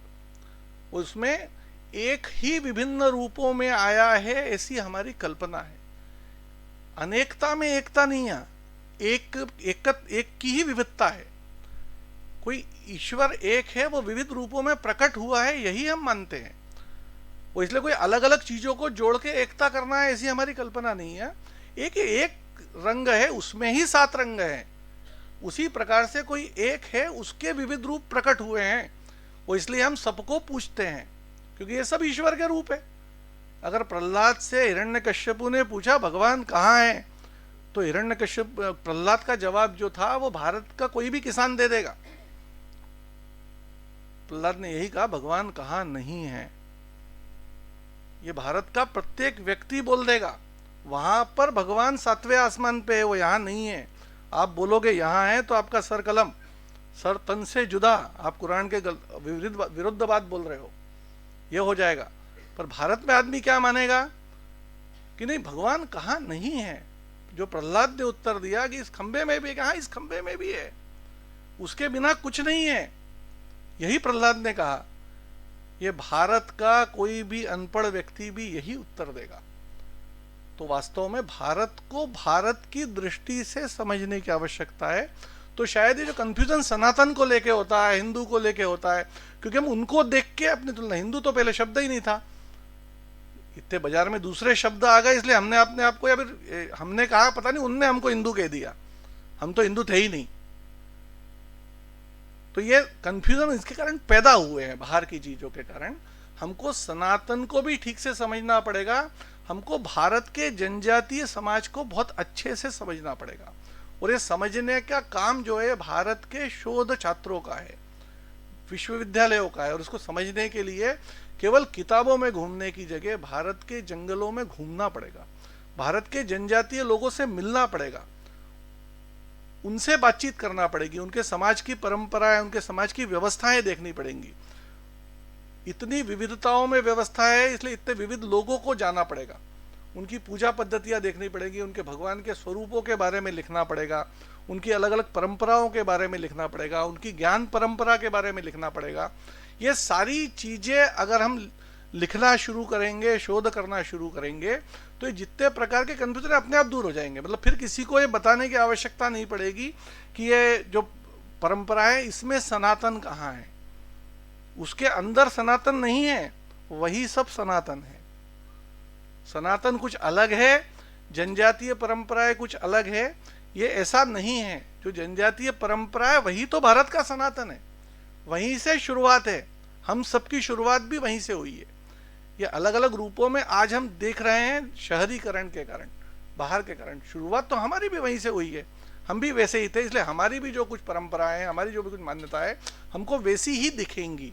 लेकिन उनके बारे में बहुत अंदर तक जाके लिखने की, देखने की, समझने की जरूरत है। आज आप सब इकट्ठे हुए हैं, तो आप सबसे मेरा निवेदन यही है कि समझने की दृष्टि से जनजातियों में जाएं। आप जा रहे होंगे, मैं जो बोल रहा हूँ वैसा आप सोचते होंगे, लेकिन जो देखने में आता है वो ऐसा नहीं है। सामान्यतः पढ़े लिखे लोग अपने आप को ऐसा मानते हैं कि वो पढ़े लिखे हैं, वो पढ़े लिखे हुए हैं तो वो अनपढ़ है। तो क्या बताओगे वहां जाके, ये सोचने की जगह क्या समझोगे, क्या सीखोगे वहां जाके, इस दृष्टि से विद्यार्थियों को भेजना चाहिए। उनसे सीखने की जरूरत है, उनसे समझने की जरूरत है। जीवन के बारे में अनुभव और ज्ञान उनके पास ज्यादा है। ये जब हम सोचेंगे, वो वास्तव में उसको रक्षा कर सकते हैं। भारत में ऐसे कानून अंग्रेजों ने बना दिए थे, उसको हमने रिवर्स कर दिया है। भारत के अंदर अंग्रेजों ने जंगलों पे सरकार का अधिकार कर दिया था और सारे जनजातियों को आजीविका से ही खत्म, उनकी आजीविका ही खत्म कर दी थी। गरीब होना ही था उनको, आजीविका ही खत्म हो गई। भारत के संविधान में परिवर्तन करते हुए 2006 में भारत की संसद ने कानून बना दिया कि भारत के अंदर जो जंगल है वो वहां के लोगों को दिए जाएंगे। लेकिन दे पाए क्या? कानून बन गया, कानून से होता है क्या? कानून से नहीं होता। आज भी कभी किसी पढ़े लिखे लोगों से बात करेंगे तो जब ये बात करते हैं तो वो बोलता अरे नहीं नहीं नहीं, वो सब जंगल काट देंगे। फिर जिनने जंगल बचाए, जिनने जंगल उगाए, जिनने जंगल के साथ जीना सीखा, जिनने जंगलों को पूजा, वो जंगल काटेंगे क्या? लेकिन भारत का पढ़ा लिखा आदमी, चाहे वो फॉरेस्ट डिपार्टमेंट का हो, चाहे वो भारत की जुडिशरी में बैठा हुआ आदमी हो, चाहे भारत के ब्यूरोक्रेट्स हो, इनकी जवाबदारी है कि वो जंगल के अधिकारों को उन तक पहुंचाए। पर इन तीनों प्रकार के लोगों से जब बात करते हैं तो ईमानदारी से उनको ये मानते हैं कि अगर इनको जंगल दे देंगे तो जंगल काट देंगे। तो कैसे देंगे? दे ही नहीं सकते। ऐसा क्यों हो रहा है, ये वास्तव में समझने की जरूरत है। उनके बारे में ऐसा क्यों मान रहे हैं? जो जंगल की रक्षा करने वाले लोग हैं, जो जंगल के साथ जीने वाले लोग हैं, उनके बारे में ये मान्यता कि जंगल को काट देंगे। आज भी जब हम जाते हैं, विमल भाई हमारे हैं हित रक्षा के, तो फॉरेस्ट राइट एक्ट के तहत कम्युनिटी राइट देना है तो जंगल का नक्शा बनाना है, उनको नजरिया नक्शा बनाना है। जब गांव के लोगों के साथ बैठते हैं तो नक्शे की लाइन खींचने वाला और लिखने वाला कोई पढ़ा लिखा लड़का होता है, पर जंगल के बारे में जो बता रहा है, जब हम उस गांव में देखते हैं तो वो कोई तो भी बुजुर्ग बता रहा होता है जो पढ़ा लिखा ही नहीं है। वही बताता है कौन से पेड़ कितने हैं, उस पेड़ में कौन से गुण हैं, उस पेड़ की पत्ती का हम क्या यूज करते हैं, उस पेड़ की छाल में से कौन सी दवाई बनाते हैं। ये सब बताने वाला कौन है? तो उस जंगल में रहने वाला बिना पढ़ा लिखा कोई तो भी व्यक्ति बताता है। किसके पास ज्ञान है सारा? तो ये ज्ञान लेने की आवश्यकता है क्या? हमारा बॉटनी या जूलॉजी का आदमी इतना बता पाता है क्या वहां जाके? उसको किताब खोलनी पड़ती है कौन सा पेड़ है देखने के लिए। यही खोलेगा वो डॉक्यूमेंट कर सकता है, नॉलेज नहीं है उसके पास, हाँ डॉक्यूमेंटेशन बहुत अच्छा कर सकता है, लेकिन इसके पास नॉलेज है, ये दिमाग में हमारे विद्यार्थियों के रहता है क्या? किसी जनजाति व्यक्ति को देख के उसकी आधी धोती पहना हुआ है, ऊपर उघाड़ा है, जंगल में ऐसी कुल्हाड़ी लेके जा रहा है, ये ज्ञानी व्यक्ति है ऐसा हमको लगता है क्या? तो ये हमको लग ही नहीं सकता। एक जशपुर का उदाहरण देके मैं अपनी बात समाप्त करूंगा। भारतीय ज्ञान परंपरा कैसी, जिस पे अभी भी मुझे पूरा भरोसा नहीं होता, क्योंकि मैं भी तो यूनिवर्सिटी पे से ही पढ़ा हूं ना। तो वहाँ जशपुर में कल्याण आश्रम का स्थापना वहीं जशपुर में हुई है, बड़ा आश्रम है, तो वहाँ स्थापना दिवस का कार्यक्रम होता है 26 दिसंबर के दिन। तो स्थापना दिवस के दिन जशपुर अभी भी अच्छा जनजातीय क्षेत्र है, तो वहाँ काफ़ी समृद्ध है सारी ये परंपराएं। तो आसपास की बड़ी मात्रा में 100-125 गाँवों से नृत्य मंडलियाँ आती हैं, अपने अपने वाद्य लेके आती हैं और नाचते हैं, नृत्य करते हैं। उस दिन जब नृत्य करते हैं तो वो पूरा जो हमारा आश्रम का परिसर है उसमें बहुत बड़े बड़े पेड़ हैं, तो बहुत जगह मधुमक्खियों के छत्ते हैं। जब वो ढोल बजता है तो मधुमक्खियाँ उड़ती हैं तो लोगों को काटती भी है। तो काटती है तो उनको तो नहीं उड़ने देना है, वो कैसे ढोल बजेंगे तो काटेंगे वो आके। तो एक बेगा आता है, वो बेगा मतलब पुजारी। तो हर साल की एक प्रैक्टिस है कि वो बेगा आता है और वो मधुमक्खियों को बांधता है। क्या करता है पता नहीं, कंडा जलाता है, कुछ बोलता है, क्या बोलता है, उसका क्या संबंध है मधुमक्खियों से अपने को कुछ समझ में आता नहीं, लेकिन ये जरूर है कि वो 24 घंटे मक्खियां नहीं उड़ती। ये सब लोग देखते हैं। तो इस साल जब वो आया तो आने के पहले 26 दिसंबर को कार्यक्रम था, तो एक 23-24 दिसंबर से आश्रम के बच्चे ढोल वोल बजा के प्रैक्टिस कर रहे थे। तो कुछ मधुमक्खियां उड़ी और काटी तो वो डॉक्टर के पास आया। डॉक्टर ये नया गया था नागपुर से, अभी गया है, युवा था एकदम, अभी MD करके गया है नागपुर से। तो उसने इलाज किया मधुमक्खियों का। तो इलाज करते करते उसको कहा कि नहीं बस आज की बात है, परसों तो बेगा आ जाएगा तो सब ठीक हो जाएगा। तो इसने पूछा बेगा आ जाएगा से ठीक हो जाएगा, मेरा काम बेगा करेगा क्या? तो बोले नहीं, आपको काम की जरूरत ही नहीं पड़ेगी। क्या होगा? तो उसने कहा नहीं वो बांध देगा, फिर वो नहीं उड़ेंगी। तो इसको क्या लगा डॉक्टर को? तो क्या फालतू अंधविश्वास है, अंधश्रद्धा है, उसको यही लगा। पर वो हुआ वैसा ही। वो 2 दिन बाद वो बेगा आया और उसने कुछ क्या किया वो वही जाने। और 125 ढोल बजे, 10,000 लोग नाचे नीचे, लेकिन वो मक्खियां नहीं उड़ी। तो ये डॉक्टर उस बेगा के पास गया और बेगा से पूछा कि भैया जी आप 2 दिन पहले आ जाते तो अच्छा रहता ना, मेरा और भी काम कम होता। तो बेगा का जो जवाब था वो जवाब सुनने लायक था। उसने कहा कि बाबू उनका भी जीवन है, मक्खियों का भी जीवन है, उड़ेंगी नहीं तो वो क्या खाएंगी? मैं 24 घंटे से ज्यादा नहीं बांध सकता हूं। ये है भारत का जनजातीय, जो प्रकृति के साथ कितना जुड़ा हुआ है। पर इस दृष्टि के साथ रिसर्चर्स को जाना पड़ेगा वहां पर, तो बाकी चीजें अपने आप क्लियर होती जाएंगी, क्योंकि बहुत सब जीवित चीजें हैं। अभी ये कोई चीजें पुरानी बताने की है ऐसा नहीं है, वो नॉर्थ ईस्ट में, लेकिन सेंट्रल इंडिया के अंदर ये चीजें हमको जीवित दिखती हैं। उसको डॉक्यूमेंट करने की ज्यादा जरूरत है, उसको लोगों के सामने लाने की ज्यादा जरूरत है। तो ये जो कंफ्यूजन है कि सनातन अलग है, जनजाति परंपरा अलग है, वो सब दूर हो जाएगा। बस हम उसको डॉक्यूमेंट कर दे ठीक से, जो कुछ है वो समझ के, शोध के आधार पे अलग अलग प्रकार के शोध हम इस विषयों पर कर लें, तो इस प्रकार की सब बातें जो कंफ्यूजन के रूप में हमको दिखती है वो भी दूर होंगी। और एक नया भारत जैसा हम चाहते हैं वास्तव में, वो बिना जनजातीय समाज के योगदान के खड़ा नहीं हो सकता। जिस भारत की कल्पना हम सब लोग करते हैं कि एक ऐसा भारत जो पूरे विश्व का मार्गदर्शन कर सके, विश्व को इतनी अशांति से बचा सके, जो भारत का काम है लगातार ज्ञान में रत रहना, उस काम में वो सारे संसार के लोगों का मार्गदर्शन करे, सारे संसार को लगाए। ऐसा भारत खड़ा करने के लिए ये बहुत आवश्यक है कि भारत का जो 11 करोड़ 11.5 करोड़ जनजातीय समाज है वो इन विश्वविद्यालयों के साथ जुड़कर अपने इन सब विषयों पर आगे बढ़े। धन्यवाद।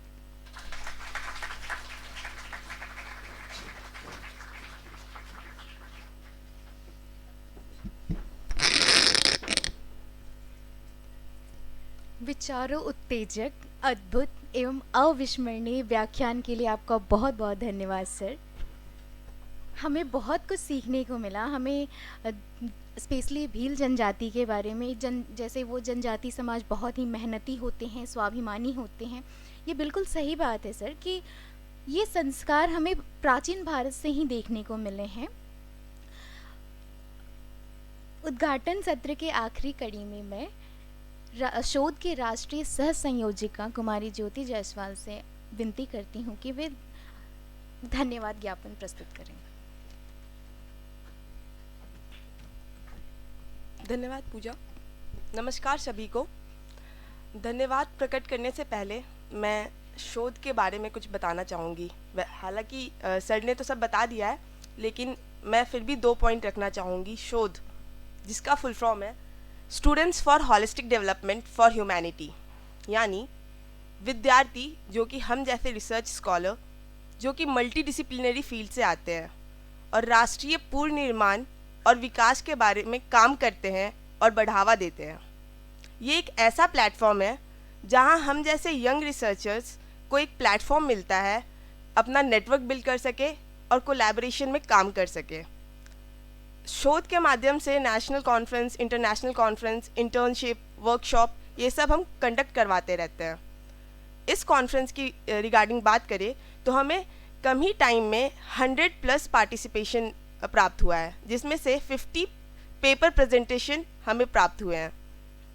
आगे बढ़ते हुए मैं अपना आभार प्रकट करना चाहूँगी। सबसे पहले इस यूनिवर्सिटी के माननीय कुलगुरु और कुल सचिव सर का मैं धन्यवाद प्रकट करती हूँ कि उन्होंने ऐसे विषय पे नेशनल कॉन्फ्रेंस करवाने का हमें सौभाग्य दिया। मैं हमारे विशेष अतिथि वैभव सर का धन्यवाद प्रकट करती हूँ कि वो अपने बिजी शेड्यूल में से अपना कुछ टाइम निकाल सके और हमें मार्गदर्शन दिया। मैं सेंटर फॉर हिंदू स्टडीज़ के कोऑर्डिनेटर बालाजी सर का धन्यवाद प्रकट करती हूँ। वो समय समय पे सुनिश्चित करते रहे और मीटिंग्स भी करते रहे कि हम इस नेशनल कॉन्फ्रेंस का कैसे सक्सेसफुल इवेंट का आयोजन कर सके। मैं शोध की तरफ से सारे ही शोध कार्यकर्ता का धन्यवाद प्रकट करती हूँ कि वो हर थोड़े थोड़े ही समय पे एक अच्छे कॉन्फ्रेंस, इंटरनेशनल कॉन्फ्रेंस जैसे वेबिनार्स वगैरह भी कंडक्ट करते हैं। सभी को धन्यवाद। Last but not the least, आप जैसे पार्टिसिपेंट्स, एकेडमिशियन के कारण ही ये सारे कॉन्फ्रेंस सक्सेसफुल हो पाता है। आप सभी का धन्यवाद। हम सब ऐसे ही साथ काम करें और आगे बढ़ते रहें। धन्यवाद सभी को।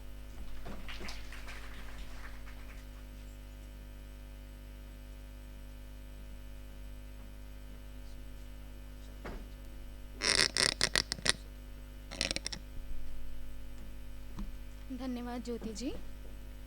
सभी प्रतिभागियों को सूचित किया जाता है कि आपसे अनुरोध है, आपसे विनती है, आप सभी सत्र में उपस्थित रहें। तत्पश्चात ही आपको प्रमाण पत्र मिलेगा। आप सभी सत्र में आपकी उपस्थिति अनिवार्य है इसलिए। और अभी ये उद्घाटन सत्र यहीं समाप्त होता है। 20 मिनट का एक अवकाश है, उसके बाद हम सभी पुनः मिलेंगे दूसरे सत्र में। आप सभी का बहुत बहुत धन्यवाद।